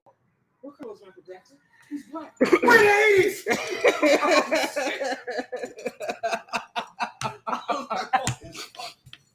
Oh man, we gotta get back on track. We gotta get back on track because listen, trip is in 16 minutes. We gotta get back on track. I gotta listen. Yeah, you get back on track. Rookie of the Year candidates, right? To talk about these young neophytes. Now, is this just a Knick thing? And you know what? It may not even just be a Knick thing. So I've asked other Knicks people, other Knicks fans this, and apparently just me. I call rookies neophytes. Okay. Now, the reason for it is because if you ever watch Knicks game and heard Clyde Frazier, right? That's what he calls rookies. That's what he's always called rookies.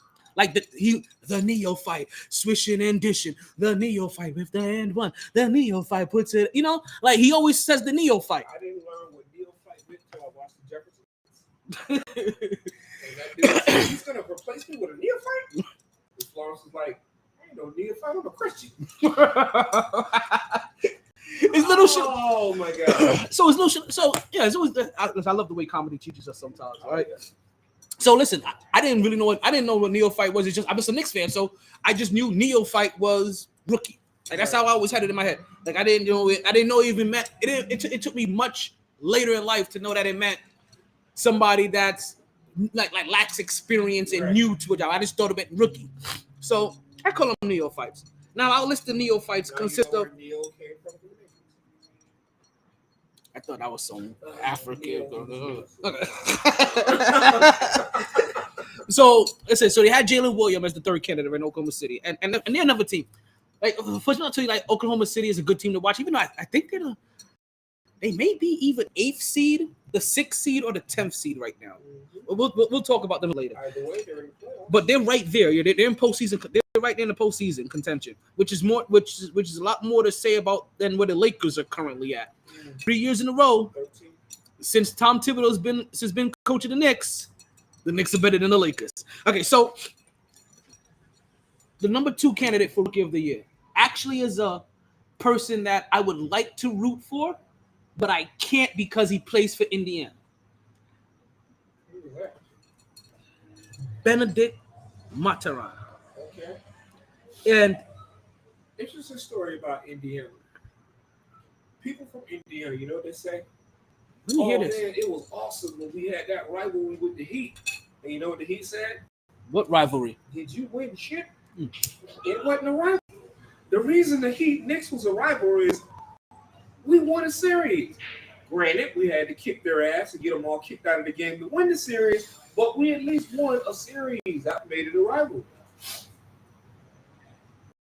Okay, y'all kicked our ass. But anyway, This is just bad memories. That game was a bad. Like, oh my god, because you guys, the Knicks have been a victim twice of losing a game or a series because they've had so many players ejected from the game that they had to split it up over 2 games because if they suspended them all in 1 game, they wouldn't have enough people to field the team. that's crazy. And I'm an FSU fan, so I hate to see Charlie Ward get dumped on his head. But At least he came back and swung on Kobe. R.I.P. Listen, that's still his biggest. No, that wasn't Charlie Ward. That was Chris Childs that swung on Kobe. My bad. Because they were at the same time frame, Charlie Ward and Chris Childs, and they both were basically the same thing, like a 6'1" something kind of point guard. You know what? No, not for nothing. Those 2 guys would have thrived in today's league, Charlie Ward and Chris Childs, because they kind of already were, because they were considered at that time kind of combo guards already, which was just the name for point guards that are a little bit more shoot first than pass first. And they played defense, and they both, if they were allowed to take 12 3-pointers a game, those 2 guys would put up numbers because they were playing with Allen Houston and Latrell Sprewell, and that team, period, because of how it was set up, had the green light to put up a ton of threes. Remember, Sprewell and Allen Houston at 2 different times broke the single season record for most 3-pointers in a game. not to get off track, but here's And then Kobe came back and broke it. even scarier thought. You see Russell Wilson? Mhm. That would have been Charlie Ward if the Bills drafted him. He would have been Russell Wilson in his prime. That's exactly the type of player he was. That's right, because he played for Florida. What? Florida? Yes, okay. I knew he was somewhere in Florida. Him, Terrell Buckley, your favorite Orlando Guardians coach. he's my favorite coach in the XFL because he's the only coach I name. He's the only coach name I know outside of Wade Phillips. Right. You know another name. Okay, I don't know it yet though. Oh, he's coaching out there too? Coaching. Oh, so they got 2 black coaches. Yeah.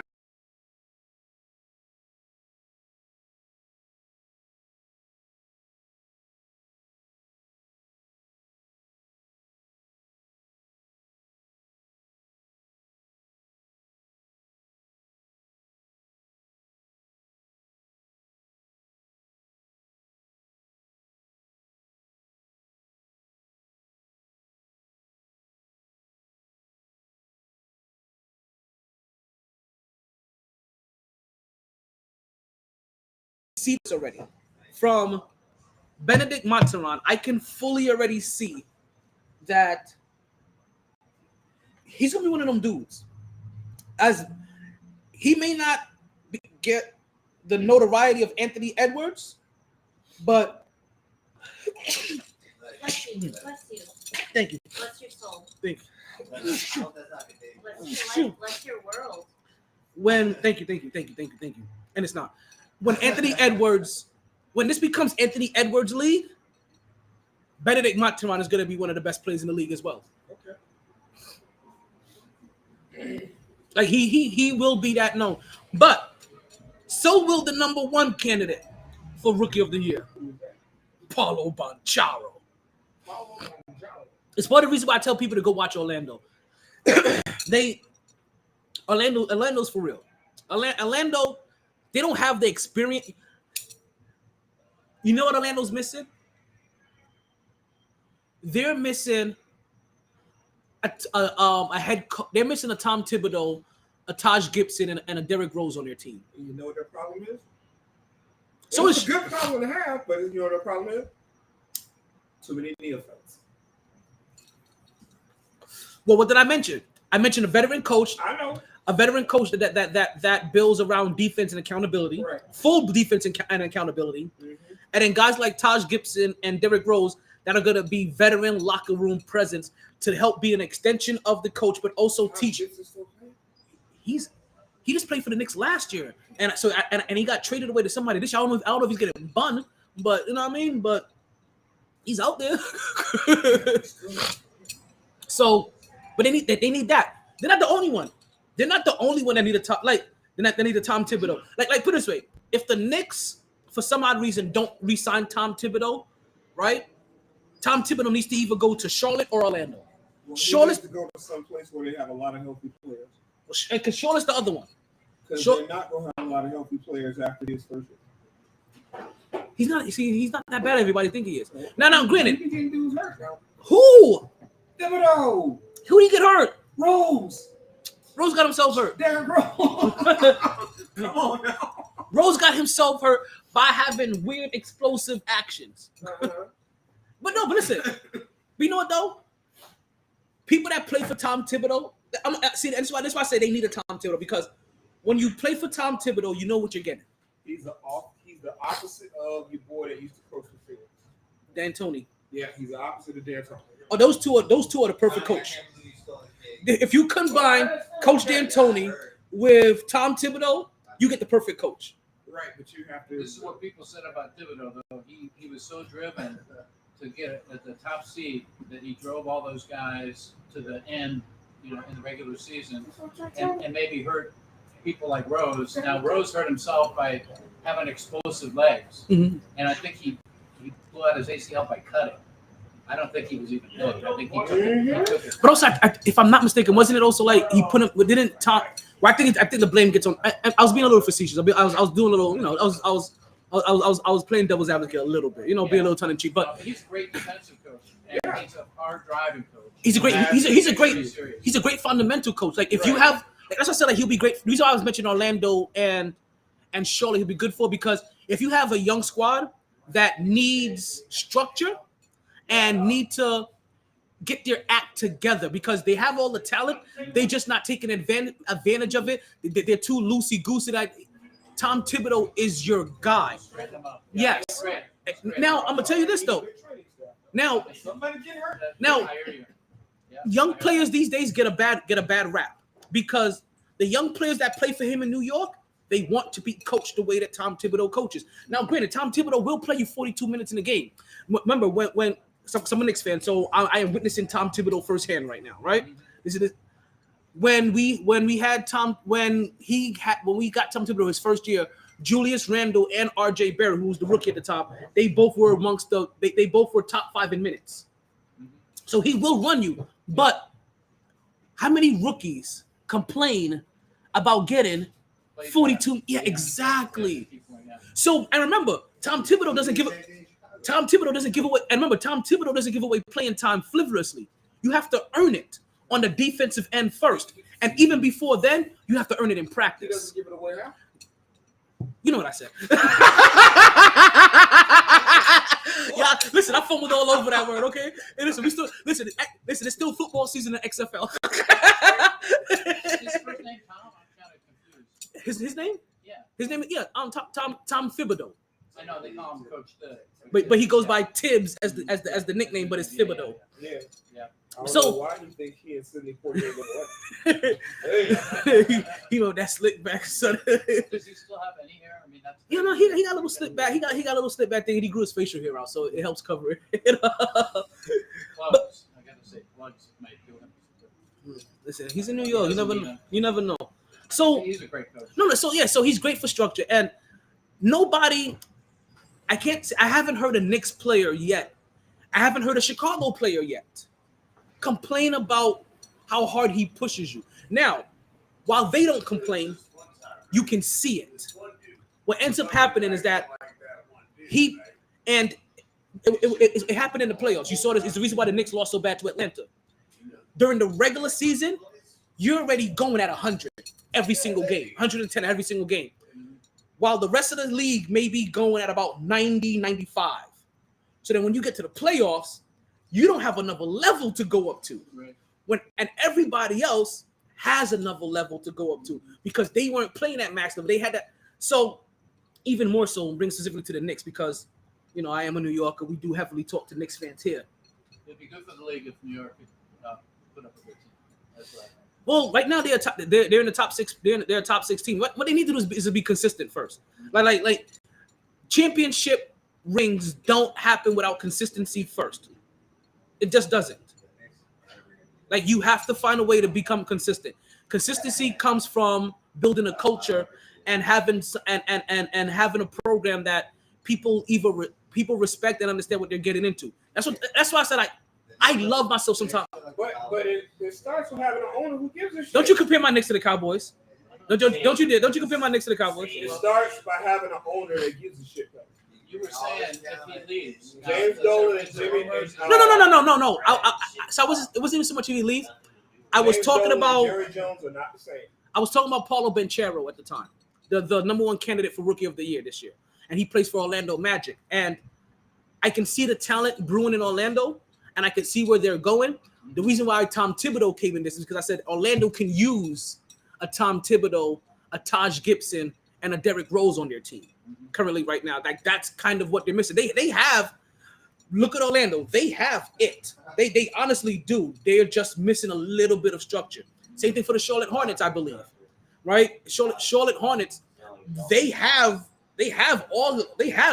They have enough talent to consistently be in playoff contention and do enough necessary to take the next steps. But they don't have any leadership right now. They don't have. How dare you talk about Michael Jordan like that? Listen, when it comes to Michael Jordan, I'm gonna get to you. When it comes to Michael Jordan, the owner, I will talk about him like that because he deserves all the smoke when it comes as an owner. Michael Jordan as an owner. Michael Jordan as an owner is one of the most subpar owners in basketball. So you love Jerry Jones? No. He's a great owner. No, I don't love Jerry Jones. Let's see. Story franchise is one of the most famous arenas and owner who is in the news more than their head coach and more than the team winning. I'm assuming you're talking about the Knicks or the Cowboys of the.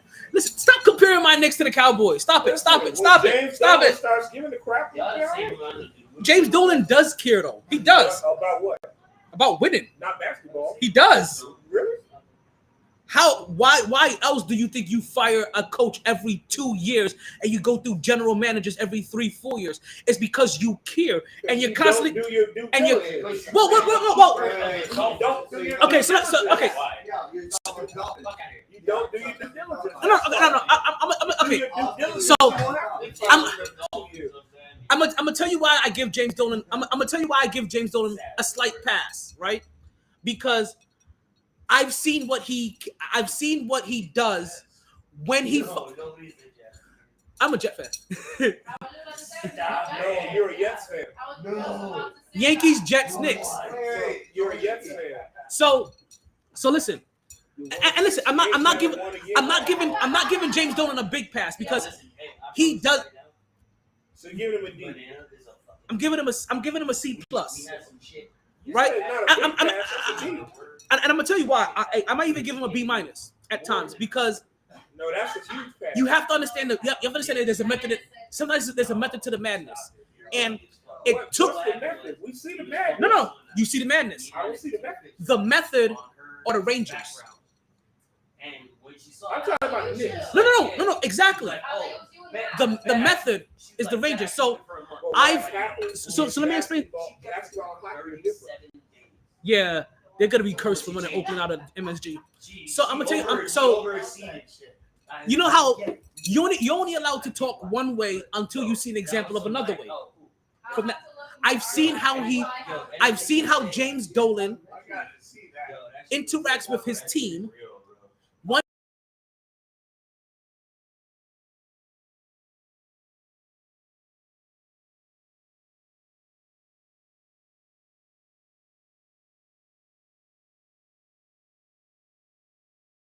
That he can trust. Oh, it's trivia time.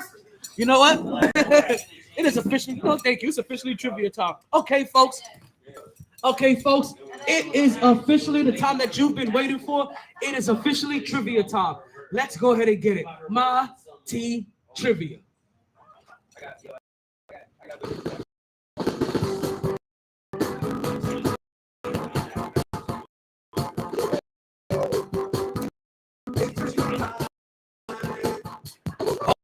Oh, I'ma give it to you. MyT trivia. It's like cocaine straight from Bolivia.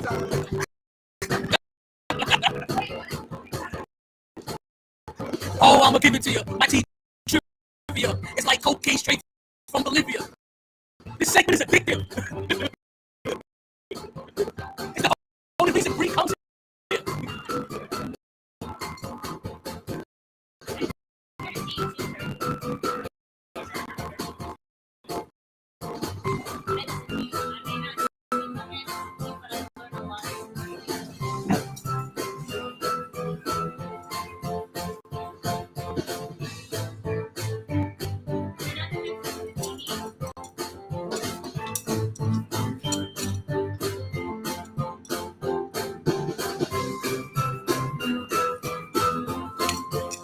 Exactly what it says.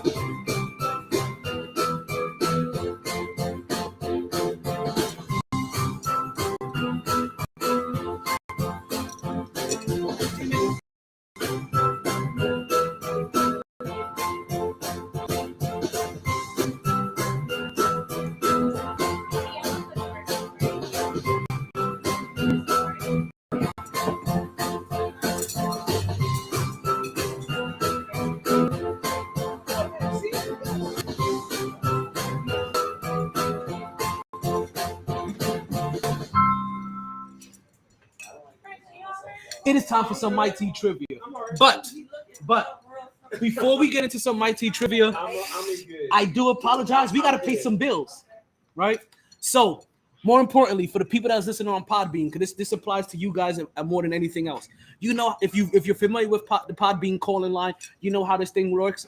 I lose you guys every 2 hours. I have to reset that calling. I have to reset that calling line. So before we start trivia, we're gonna pay the bills. We're gonna run a quick commercial, right? During that commercial break, Podbean listeners, we're gonna get you guys set up for a new feed. So when this one cuts off, just go ahead right back to the live segment, and the new feed will be ready for you guys. You know what? So smart. Let's go ahead. Cash out now because They didn't join this team to win championships or become famous. They joined because there is important work to be done, and only some able to do it. They are brighter, better educated, led, and equipped than any team in history. Very good. They are doctors, lawyers, engineers, technologists, and combat troops, all prepared for whatever comes their way. You'll find them where the lights don't flash, and the only contract they sign is with themselves and their country. One day, they may be asked what they did to make a difference in this world, and they can respond, I became a soldier. That's the crazy thing. Did you know we take the same oath? Did we? Yep. You're Army veteran too? I'm not an Army veteran. Oh. But working for Congress, I take the same oath. To defend against our enemies or intervention. And half the time, what ends up happening is that we end up just being the bully in the form domestic, and everybody like, yo, he picked the fight with us first. That's literally how it works. Like, you know what's so funny? Every time we go to war, you kind of know, because they come out and vehemently say, we are not going to go to war. And I'm like put it this way. I remember I joined the Army in 99. I remember Bush coming out and saying whatever the fuck he said. And I remember whatever the hell he said, I was like, because one of the reasons I joined was because it was peacetime, right? And I can say I say that's not the only reason. Part of the reason I joined because it was peacetime. And I remember thinking, like, as soon as I remember standing in the office. I remember standing in the office and watching it on the little small TV. And I remember him giving this little thing, and I paused a second. I'm like, fuck, we're going to war. Like, I just knew by the bullshit rhetoric he was giving about not going to war. I was like, are we going to war? But my man Duet, we're in Spanish. Biggie Duets, the Biggie Duets. And Duet was like, I absolutely would go to the Army. I'm like, no, I couldn't do the Army. He's like, we're in peacetime. That'll never happen. Da, da, da, da. Now, Duet is from the Caribbean, but he spoke Spanish very well. He was dating a young lady named Danette Cruz. So anyway, Oh, you get the whole name out. there are so many Cruzes out here. Nobody knows one. So anyway, apparently there's only one Duet. I'm sorry. Anyway, Duet not Spanish very well. It was a damn good thing he did because he gets to the army. He went to go get Noriega. Duet got separated, but he looks Panamanian because he's Caribbean, and so he started speaking Spanish. And right when everybody turned their head, he told them that, I think the end's over here. And they turned their head, man, Duet off him. Go. Listen, you'll be surprised how fast you move when that flight kicks in. Oh my God! All right. What happened to him? Okay, but who's ready for some trivia? Who is ready for some MyT trivia? Who would like to be our first contestant? You coming to be our first contestant? All right, come on. All right, come on. You just gotta listen. You just gotta get as closest to the rack, unless that's it. I'll be number 2. All right, so you know the way this works. You pick a number. I give you a question. Did Darnell leave? If you get it right, then you get a prize. All righty. So pick a. Is that me? Yeah. Okay. Pick a number between 1 and 280. 187. This is this, and now also. 279. Now also let me also. Birthday boy. Now also let me give out a couple of rules. Let me also give out a couple of rules that you guys know, because I want all of you guys to get an opportunity. So, whenever the person's up here, no helping them. My prizes are worth it. No helping them. They're on their own because I don't want them to lose their turn, and I don't want you to lose your turn either. 279. We went to the wire. Okay. Yeah, you got it. All righty. I'm looking for a pen. Here we go. 279. Are you ready for your question?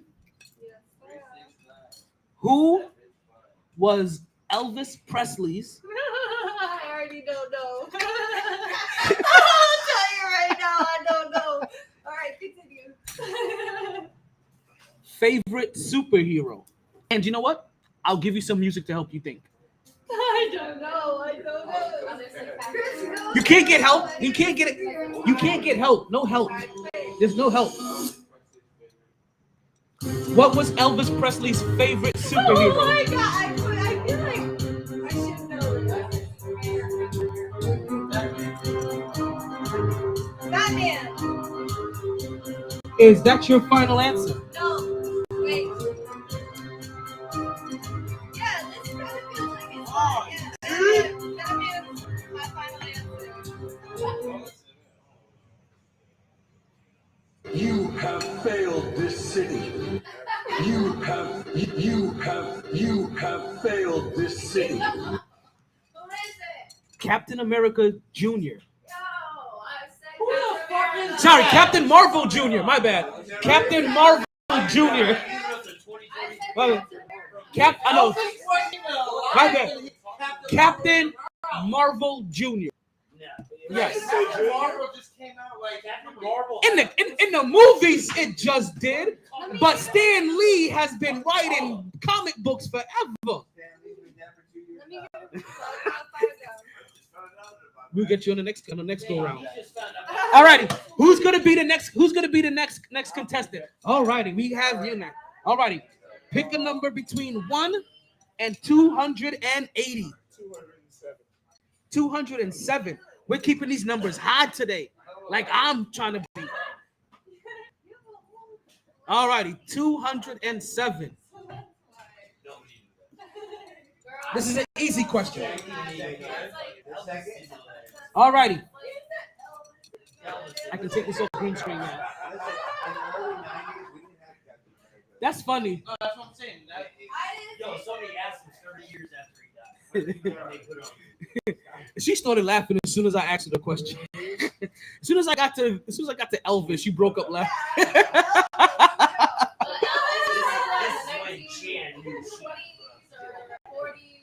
50s, 60s, Elvis? Yeah. Elvis from the 50s and 60s, right around the time that I think Stanley would have. So you said 207? Okay, your question is, which Magic player was the first rookie to be voted to an All-Star starter since Michael Jordan in 1985? I'm only talking to him. Only him. Only him. I'll give all you guys opportunity. This is only him. You're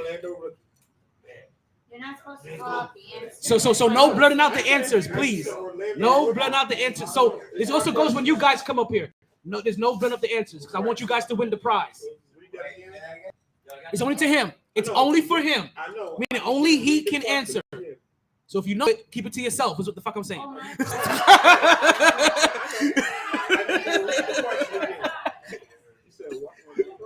Which Magic player was the first rookie to be voted an All-Star starter since Jordan did in 1985?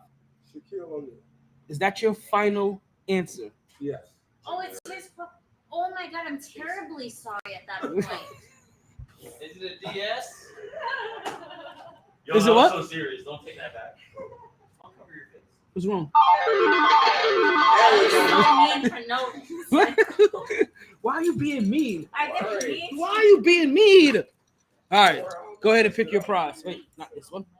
Not that one. No. Oh, I can have this one. You got any other one that's in there? The other one, but not that one. Yeah. All right. All righty. Who's gonna be our next contestant? Hold on. What the fuck was the answer? It was Shaq. Ah, come on. It was Shaq. Oh, wait. In 1985, Shaq was what? Like 12? Since Jordan did. Listen, this was one of those SAT questions, okay? It was very wordy, but it was very simple, okay? We can see why some of you are confused.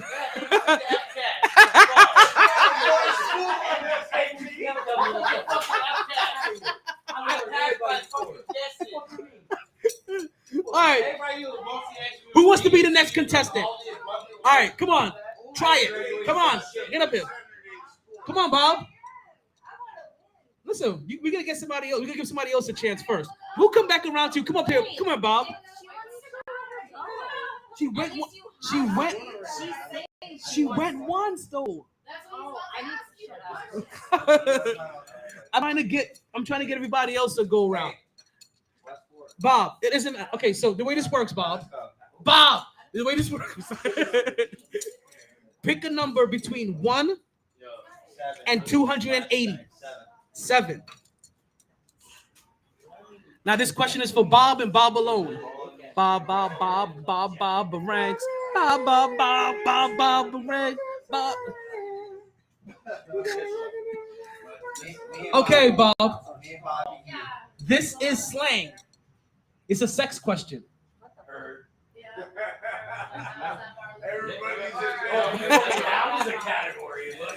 So I have all kinds of categories in here. There's 280 questions, and it covers all kinds of categories. Listen, I remember when this only had like yo. So Bob, are you ready? What is an Alabama taco? And I'll give you some music to think about. What is an Alabama taco?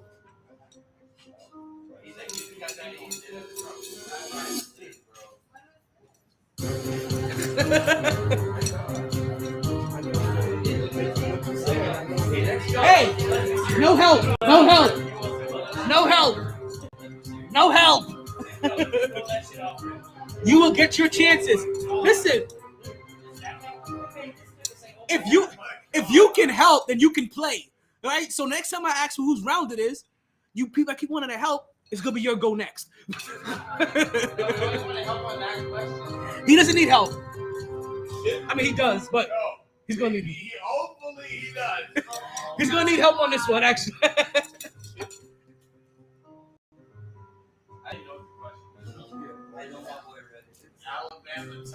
Bing bong. Okay, that's your time. The question was, what is an Alabama taco? What's your answer? What's that? No. I know what it is. You plead the fifth? Come on. So do you know it or do you not know it? Or you know it and you don't want to say it because you're like, damn, how do I know this? Okay. So do you guys want to know what an Alabama taco is? You know what it is? I looked it up. Oh, when I said it? No. Even more so. Not just shit. You diarrhea into it. Oh.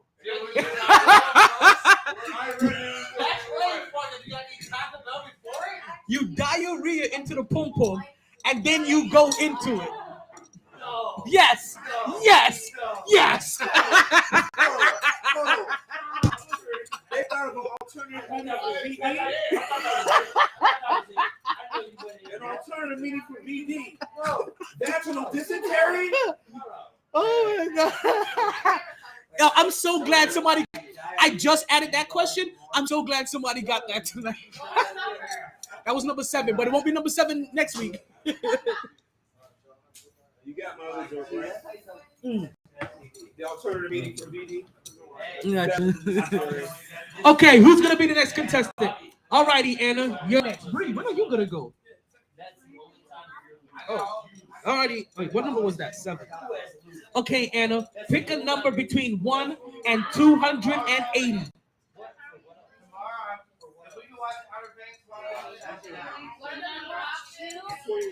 Between 1 and 280.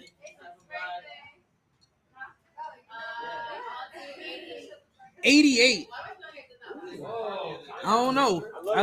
Michael Irvin. Everybody. But I want to know who Anna is. Oh, right there.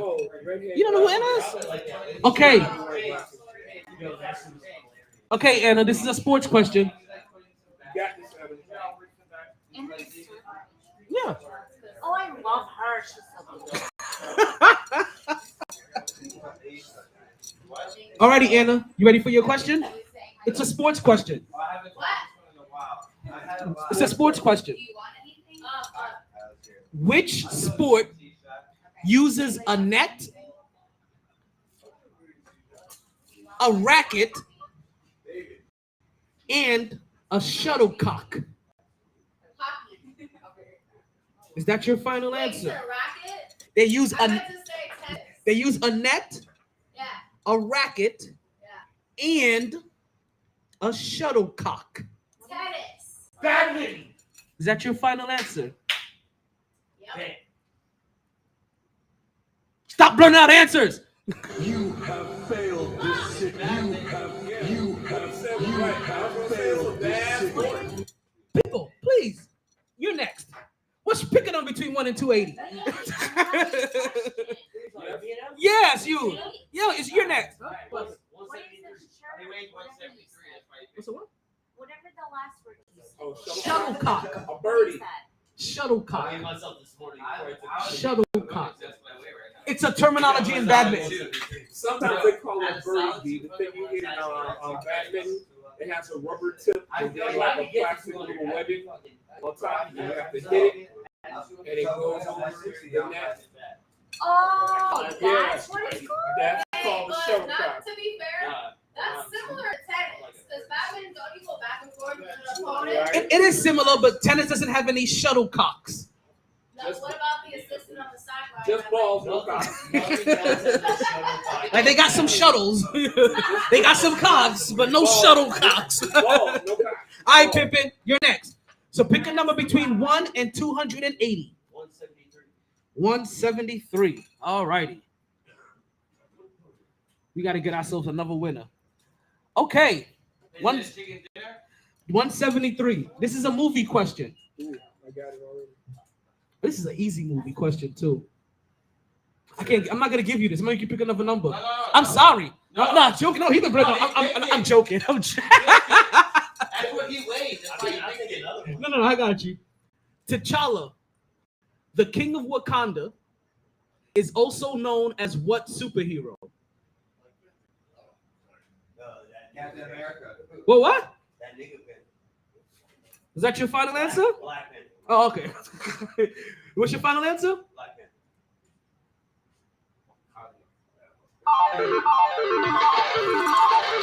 Come up here and pick a prize. You ever notice when people answer that question, they always they're so confident that they answer it with a question? Like, I'm confident, but like, fuck you. Oh, you fucking around.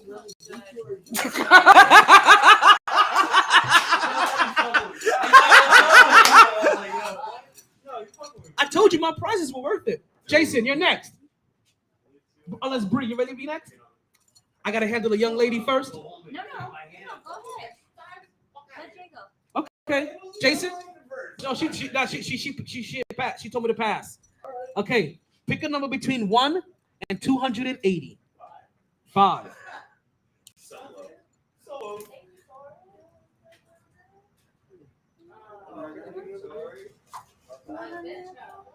Moi aussi pour vous?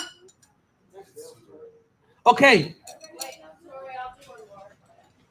Moi aussi pour vous? I mean, you better get margarita and before it's not. Did you hear me? Okay. Oh, I gotta get him a shot. We getting two crowns. I got you on a beer. Oh, thank you. Yeah. Alrighty, your question, Jason. What film features a fight scene? Yeah, you should know this by now. You've heard it like 8 times already. What film features a fight scene in which, now guys, don't help him, don't blurt the answers. In which Bruce Lee breaks. Pick another number. No, you got. What the fuck? I told you to change that question. Come on, man. We said don't blurt it out. You've been here before. You've done this already. Okay, but you've done this here before. You know about blurting out answers here. Pick another number, please. Don't blurt Get him a fucking it out. Pick a number. It's not your fault. 6. All right, this is an even easier question. How many bases are there in baseball field? What's your final answer? Final answer? Yes, final answer. Are you sure? What the fuck? I already answered you. Okay. I don't know if you were. Who get a prize? Wait, isn't there one of the pitchers now too? Do I win too? Because I got it right in my That's not a head? base. That's the mound. Huh? Do I win too? Because I got it right in my head. Yeah, there's the whole sit. No? The whole like rubber piece. I don't get a high five. Like, Yeah, I got it right in my fucking head. I said yes. I didn't blurt it out. I got it right though. So you should change that question to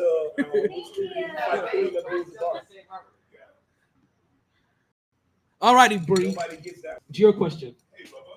What number is it? A lot. So you're not going to tell me the numbers. Okay. Because I'll let you know if you pick one. It's a lot easier that way. It helps kill time. Pick a number, please. I'm thinking I have up to 2. We give you some thinking music. 259. No. Two. Yeah, 259. Sorry. I know. Change the numbers, but you don't have enough questions. Maybe too strong. Okay, 259. You should be. I told you. Okay, this is a good one. Ah, okay. Where does Hercules take place?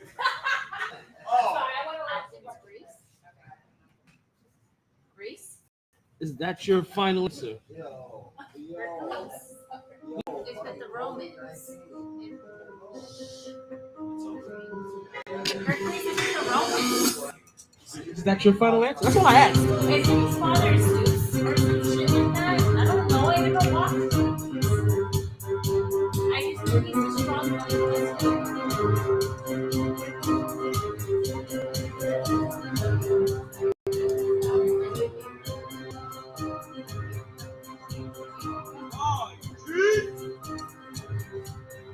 Where's Vic in the room?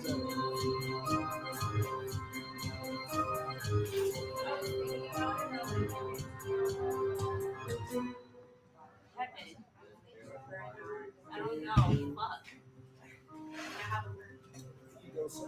Thank you very much. Oh. Birthdays was taking place. Yes, what else is for Chris? Birthdays was taking place. All right. Don't overthink it. I'm gonna go with Greece. Not Athens, just Greece. That's wrong.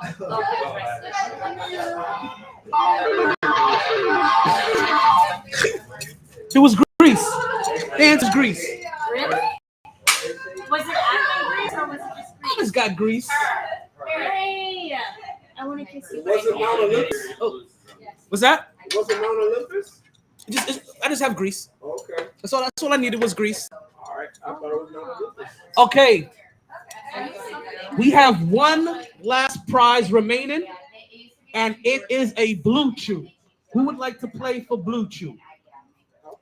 Who would like to play for Blue Chew? If nobody volunteers, I'll do it. I'm literally talking to one person. If nobody volunteers, I'll do it. Is it right? Brandon, would you like to participate? We only have one prize remaining though. What's that? Okay, no problem.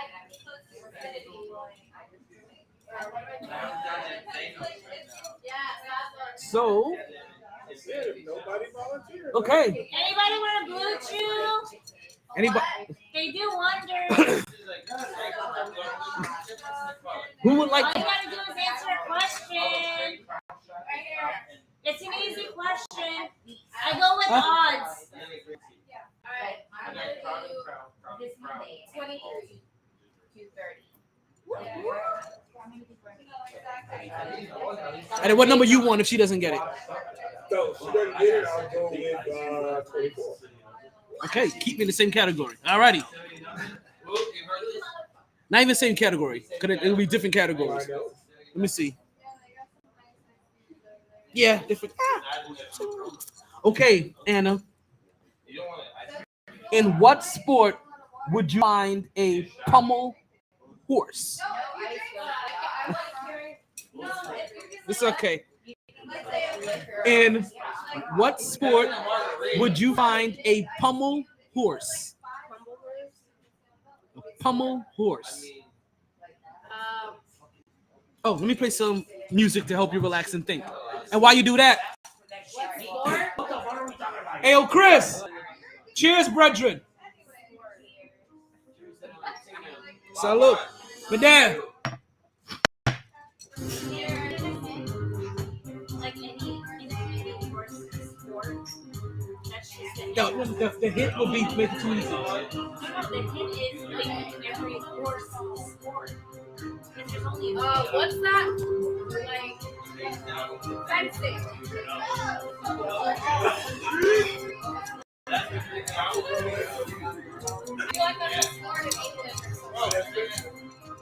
All right, after I run out of prizes, I'm giving away beads for questions. In celebration of Mardi Gras. Wait, I like that Bacardi one a lot. No. This is my pride and joy one. You have no clue what I had to do for this one. This is when I had to do the most for. All right, time for you to answer. Fencing.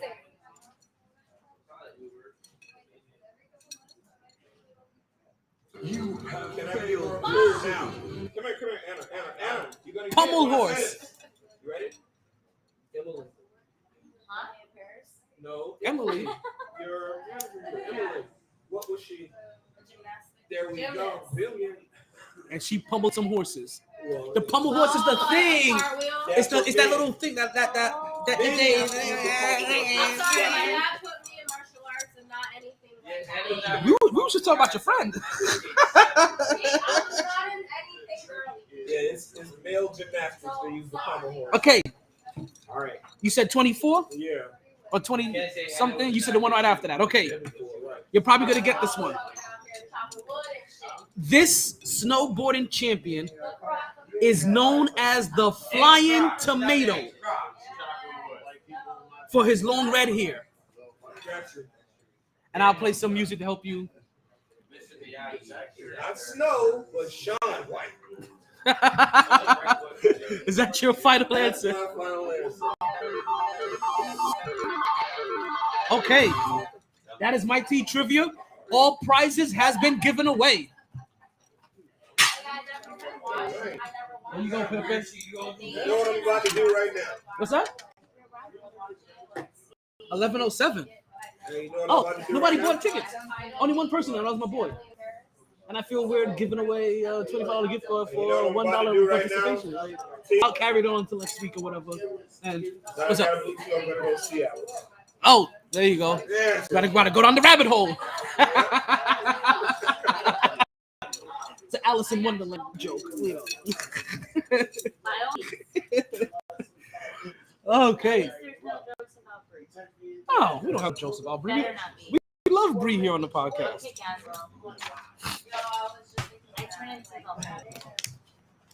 And listen, they're always there. Oh wow. What is that? So have you ever The gift seen cards. She-Hulk? So you turn into the She-Hulk? Oh, you like the envelope? Yes, I do. Oh, so you be twerking in the office? No, I turn in and I beat up. Just like, People, yeah, That's that's a the crazy thing. thing. They think I'm so fucking weak. But the thing is, I fight with anger. And when you have anger inside of you and you're fighting, everything comes out strong. Unless you're a Jedi. I only when it's necessary. And thank God I only had to put out one. Unless you're a Jedi. And I kicked the shit out of that bitch too.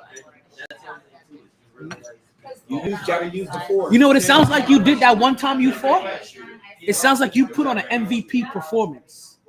And we have a couple of candidates for MVP this season.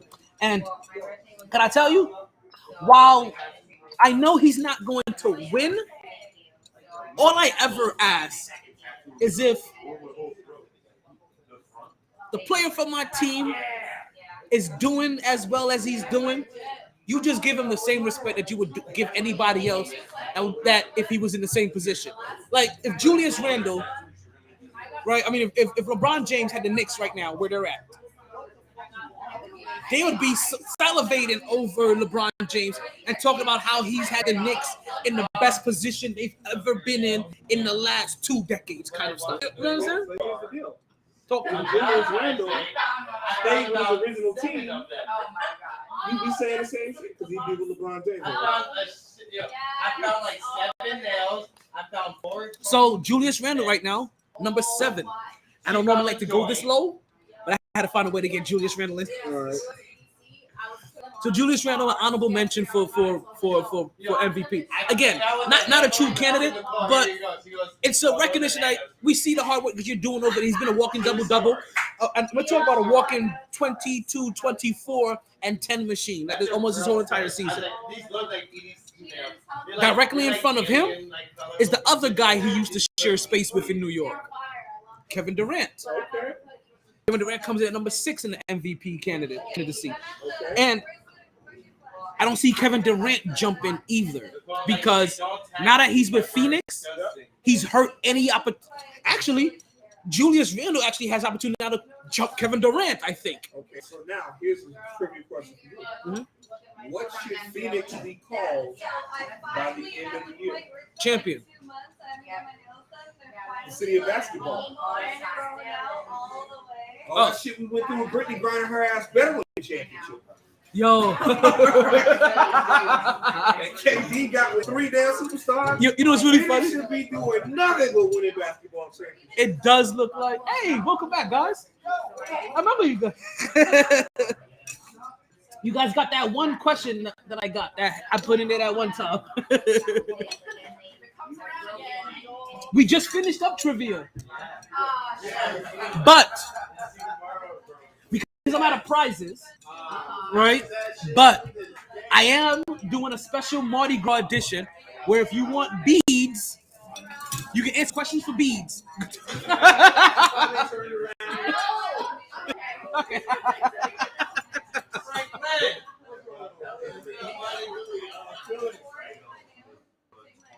So yeah, see, they need to be called champions, and it's the only acceptable title I'll accept from Phoenix.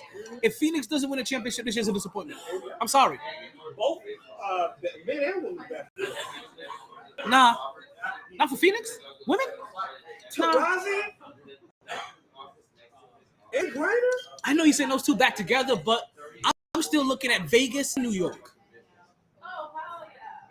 So they're okay. Not to say that, I got you with New York. Okay, so not to say that they may not be a favorite, right? So I guess if that's what you're saying, like they should be one of the favorites. Yes. To automatically say that they're champion, I don't know. I look at Las Vegas.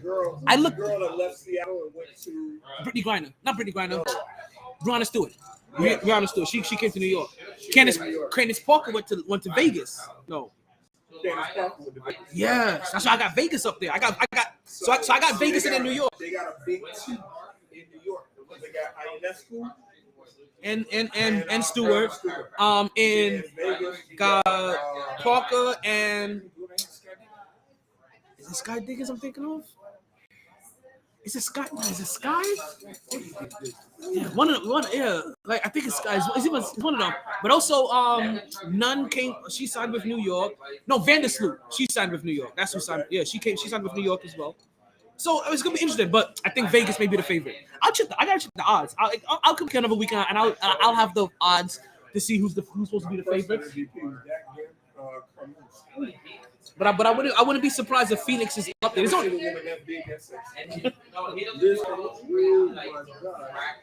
Listen, half of the reason why I'm mad that Miami doesn't have. You leaving? I agree.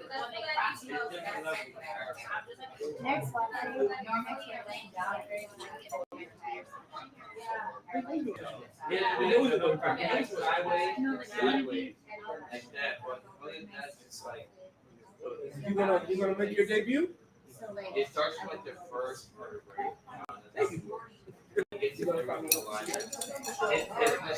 his massage just is like things like a car. So, who you just talking about? But it also goes up. Oh yeah, no, listen. I have the reason why I'm mad that there's not a WNBA team down in South Florida. It's because I want to be a WNBA groupie. I want to do what women do to NBA team. I want to be that for the for. I know. I want to be that for. The best theme music. The best theme music. I remember we had this conversation a couple weeks ago. You ever see them enter? I can't remember the name. I can't remember the music though. Yes, that. The Miami Soul. Oh man. So Phoenix may be a favorite. They definitely end up being a favorite this year. No, officially done. We've given away all prizes unless you guys just want random questions for beads. I'll show you my titties. You don't. Listen, it's okay because if I do it for you, I'm gonna have to do it for everybody, and it's all right.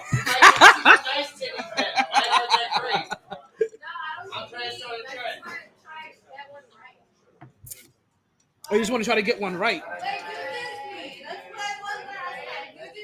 Well, there's Disney in there. You just got to pick Disney.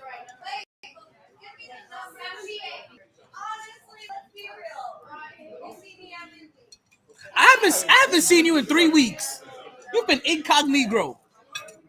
Don't give me that. Don't give me that. Oh, the Uber's on their way? Okay. So, don't drink and drive, people. It's dangerous. You drink before you drive. Or after. Definitely afterwards. You drink after you drive. No. I don't know if people know that. I've never Listen, actually, I'm gonna give you even one better. I keep a prescription in my car, so when they do stop me, can't do it. I'll give you even one. I'll be like, all right, you go. I'll give you even one better. Make them tase you. No, I won't do that. I just keep. I'm gonna tell you why. In there, so I can't do Make them tase you because they're cops. They can't control themselves. But get them to tase you, and then what you do, you take the field test at the station, When you fail it, you fight it, and you fight it saying that, well, they altered my basic motor function skills. I only took that test out of fear. It's improper to give somebody a basic motor function skill test when you just did something to alter their basic motor function skills. When you get tased, you lose your basic motor function skills to the point where you may defecate and urinate on yourself. And now you're asking somebody to try to take a basic motor function skill test, which you're ultimately gonna fail every single time. Or if you're obese, you tell them no, and when they try to arrest you, you fight it and say, "This is a test of physical fitness. I'm obese. I never would pass." But easy way to get. But I shouldn't say easy way is to get tased. But the tasing one, that's a little bit like. Listen, I know this for a fact. I personally helped somebody get off with these terms. I know a couple of lawyers that gave me some good advice. Never blow. Oh. They're like, since you're a big man, sure. Yes. You say no. You say this every time I say sure. Yeah, but you can really say. I feel like people just say yes because they feel bad to say no to me. We've had this conversation already. If I didn't want you to have a sip, I would just tell you no. Are you sure? 100%, Bree. Promise? I promise. Don't promise. Nobody keeps it. I will promise to tell you no if I ever mean to tell you no.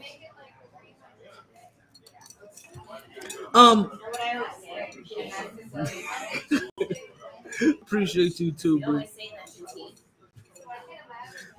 So coming in number 5, right, is the kid out of Dallas with all the magic, and that's Luka Doncic. He's number 5 in the MVP voting. Followed by, or ahead of him, is Joel Embiid out of Philly. How much time? I'm trying to see how much time I got left. Mr. I cried because I didn't win. Listen, man, I kind of got to appreciate that kind of emotion. Then there was Giannis. There's no crying in baseball. You can cry in basketball. You can cry in football. You can cry in tennis. You can cry in UFC. You can cry in badminton. You listen, but there's no crying in baseball. That's the only place you can't cry. All right, next up, we got Joel Embiid coming up. And listen, I do got to kind of respect him as much because he's driven by the passion to try to win. And you can't say that about all individuals anymore in the NBA. Actually, I don't know if you ever could say that about all individuals. I just thought that we were probably a little bit more blinded to it. You don't when you get eliminated. When you win, you cry when you win, damn it, not when you lose. So coming in number 2 is Giannis for MVP voting, and number 1 again for the 3rd straight year, Nikola Jokic. And to be honest with you, I don't see Joel Embiid winning it. But Tatum has a chance, even though he's at number 4 right now. Tatum has a chance. It's just that Jokic's advanced stats are so dominant.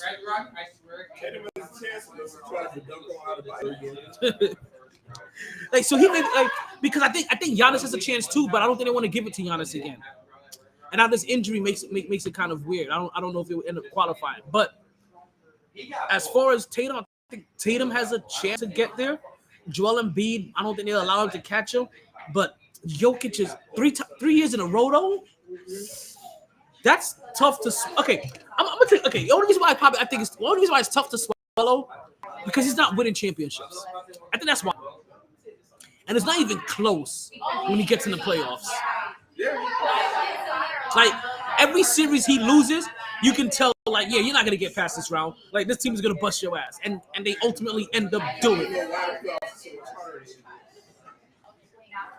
Because in the regular season, you have 82 games in the game every night. Nobody watches film. But when you have a series, Not enough film, actually. now guess what? You watch film of your own game, but you don't scout the next team because you got so many games. Yeah, but yeah, I just say you're not just watching games. You're watching. You're not studying. You're not studying your tape differently. Now you're looking a little bit more for those tendencies. You're trying to pick up on not just the tendencies, but the Study film the cues, against Philly. the cues to the tendencies, like Eric Bieniemy did against Philly. or even He found out how they got that bust by Jacksonville. What? Told Andy Reid, and then what happened? he, 2 touchdowns. Like, goddamn. listen. Like, what the fuck? Wow. Realistic. Like, I had to work a lot of hours to make this happen. Okay, so kind of like Bill Belichick against Brandon Marshall. What did y'all first get? Picked up like I said after the tendencies, then you start looking for the clues and the cues that give away the tendencies, and that's what starts to happen. You heard Draymond Green call it out during the 3-point contest, right? When they were like, when it was like, oh, they got to the right corner, they got to the left corner, and I think Reggie Miller, one of them, was like, oh, he needs to heat up here, and he was like, and Draymond Green was like, nope, that ain't his spot.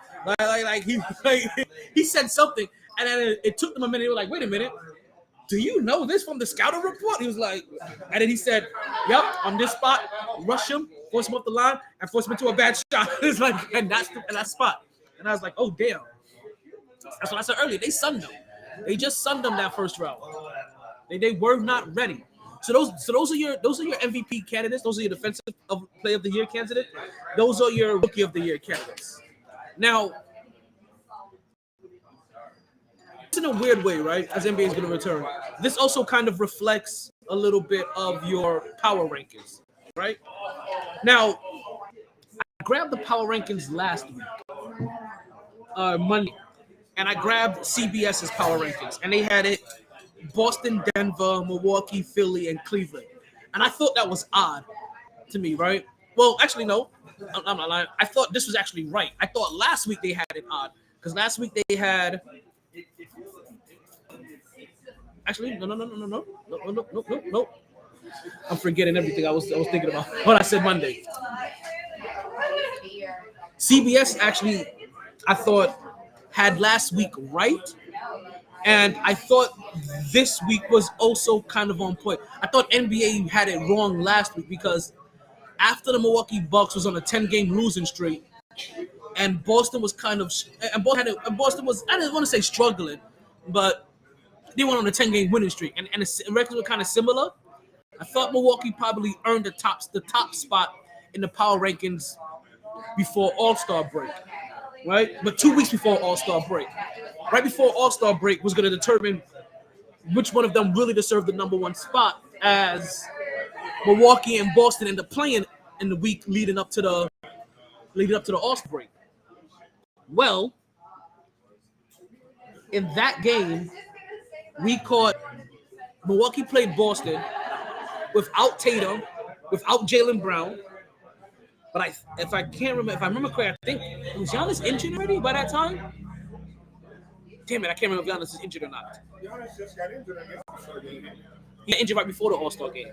I'm trying to remember if he got injured before the Boston game or right after the Boston game. But they end up playing them. And so this is really weird to me. When Boston was 10-0, well, I'm not Boston, when Milwaukee was 10-0, they weren't number one in the power ranking, right? Then they played Boston, who was number one, and they lost to Boston, which I thought CBS had it right last week, or had it right the last 2 weeks. Bye. Was that what that was? You could have said goodbye. That would have. It don't matter. You could have said goodbye. Right? Where they had Milwaukee number one, and now granted, I hadn't seen CBS's power ranking 2 weeks ago, right? Because I was generally go over NBA's, and I thought NBA had it wrong 2 weeks ago, because I thought the number one team probably should have been Milwaukee, and that's exactly who CBS had number one. Now, since then, since that thought where Milwaukee was not when Milwaukee was number 3, but Boston was number 1, and I thought Milwaukee deserved the number 1 spot, which was CBS power rankings, but NBA power rankings had them lower. They played Boston, they lose to Boston, got demolished by Boston. Now when the power rankings come up for the NBA, Milwaukee's number 1. I don't understand how. They are confusing the shit out of me. CBS, I think, has it right. Boston number 1, Denver number 2, Milwaukee number 3, Philly number 4, Cleveland number 5. NBA has it Milwaukee number 1, Boston number 2, Nuggets 3. And I'm like, yeah, that's not this week. That was probably the week lead. That was probably the week before All-Star break. After like the week of All-Star break or that week when they finally played Boston, there's no way I can see that Milwaukee has is higher than Boston right now. When you lost to Boston without their 2 heavy hitters at that too. So not did you lose to the number 1 seed, you lost to them without 2 of their best players. How did Milwaukee jump Boston? Make it make sense to me. At least NBA make it make sense to me. Like, I don't generally go to CBS because the way I feel about it is like I could go to ESPN's power ranking too. I'm like, if this is the NBA, I want NBA's power ranking. But apparently the people at NBA.com don't know what the fuck they talk about. I'm sorry. They don't. I don't know. I feel like you said CBS got it right. They did. CBS got it right. I don't think the people at NBA got it, know what they're doing. Like I said, so 2 weeks ago or before the All-Star break, right? Before the week leading into the All-Star break. So before Milwaukee played Boston, Milwaukee was number 1. They had Boston at number 2. They had Cleveland at number 3. They had Denver at 5 and Philly at 4. So I don't quite agree with them 2 weeks ago. Because I think that Denver's position was a little bit off. I don't think Cleveland was doing that well. But this week, Boston, Denver, Milwaukee, Philly, Cleveland, yeah, that sounds right on par. Not this Milwaukee, Boston, Denver, whatever lineup. All right, Pippin.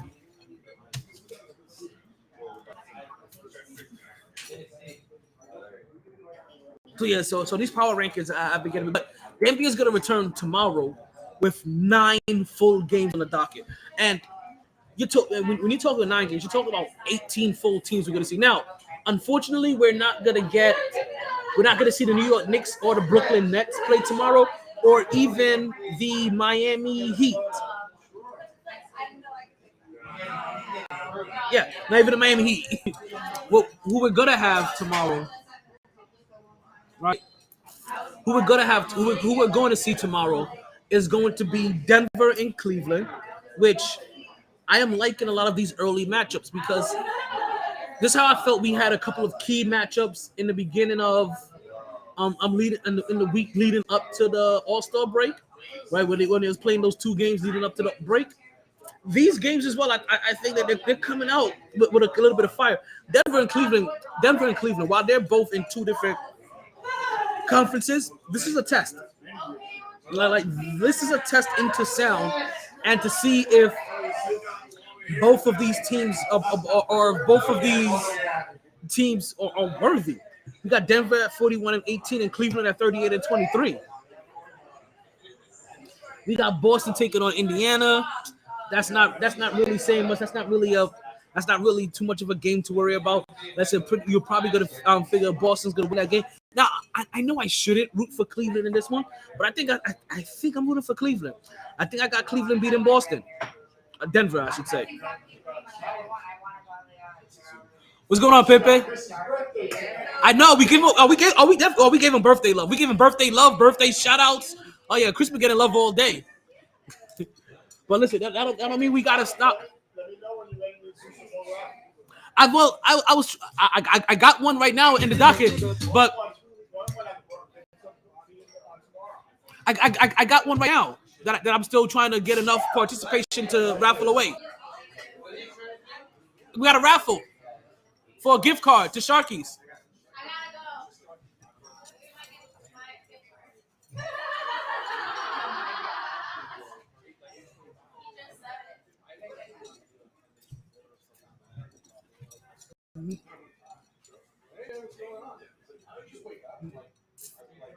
All right, so you have Boston and Indiana. You gotta have Detroit visiting Orlando. It should be an easy game for Orlando. This is a game of young stars, right? Detroit, because these are some of the worst teams in the league, right? Let's not get it twisted. Let's not get it confused. This is some of the worst teams in the league. You're talking about Detroit at 15-44, Orlando at 24-35. Both of these teams are going to be in the lottery.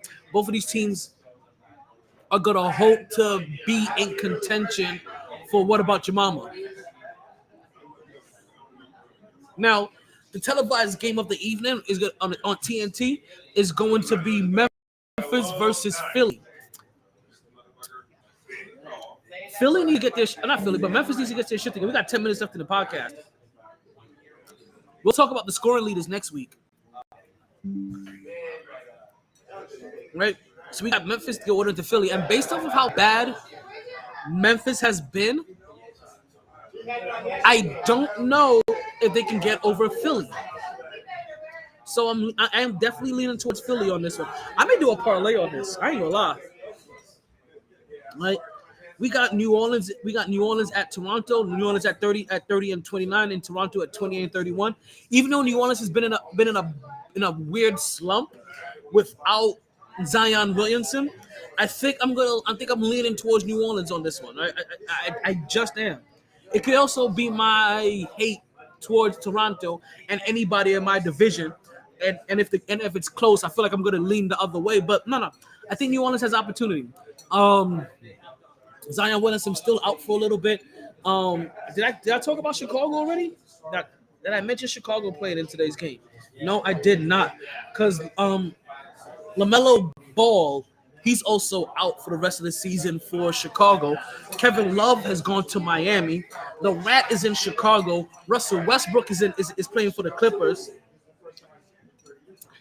When is the last time that you can recall that there were 6 players in the NBA averaging over 30 points per game? We have that right now. We currently have that right now. Actually, it's a 6 or 7. 1, 2, 3, 4, 5. It's 7, actually. My bad. I almost forgot about the King. Coming in at number 7 at exactly 30 points per game. Jason Tatum, 30.6. Shea, I'm not even going to try his last name anymore. It's already left. Yeah, it already left my tongue. I already fucked up the flow. He's averaging 30.8.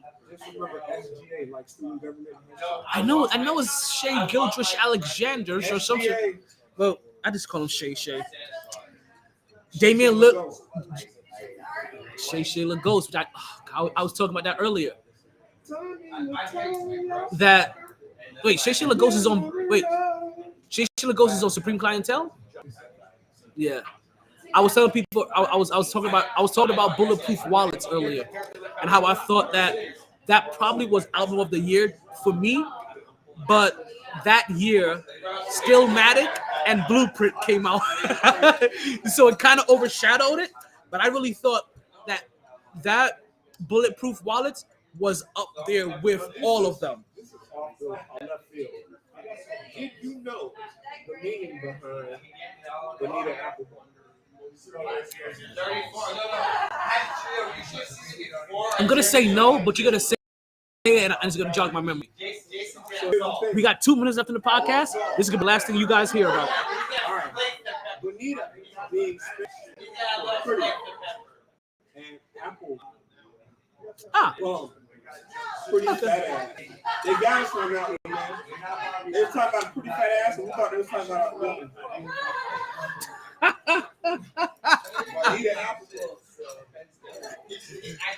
Let's go here. I got 6 minutes left in the podcast. I'm going here. Alrighty. Damian Lillard is averaging 31.4 points per game.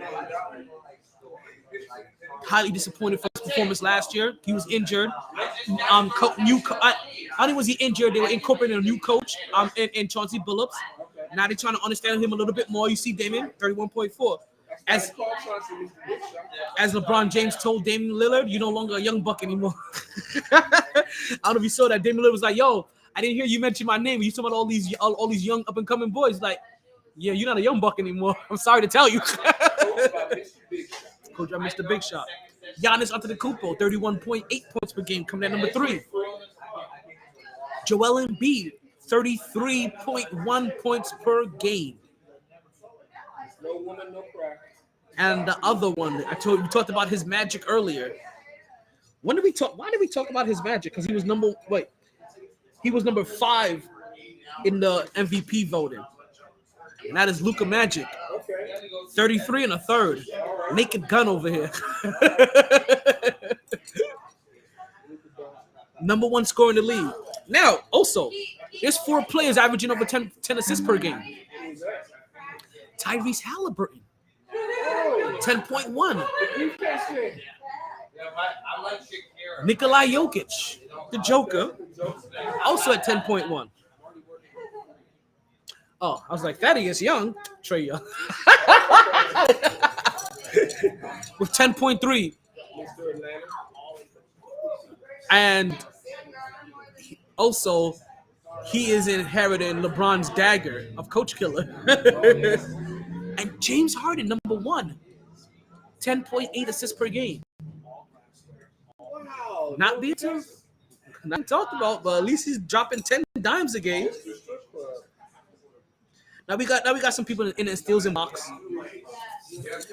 OG Anunoby from Toronto is number 1 with 2.1, and you got Jimmy Butler in Miami with a solid 2. Tyrese Halliburton, the rookie, again, number 3. Oh no, he's a third year player. Sorry. I saw him in the Rising Star Challenge. My bad. No. That's right, because he was in Sacramento last year. He got traded to Indiana. The Knicks were trying to get him. They were trying to get De'Aaron Fox, not realizing that Tyrese Halliburton was on the dot. Nobody saw that coming. That was still a left field thing. Nobody saw that coming. Everybody thought. And De'Aaron Fox is putting up the best numbers in his career so far. I think he's putting up like 25 and 7 right now. Nobody expects him to be a star. Some of the block leaders, number 1, 2, and 3, Jared Jackson in Memphis. As you know, like I said, Jared Jackson is a candidate for Defensive Player of the Year.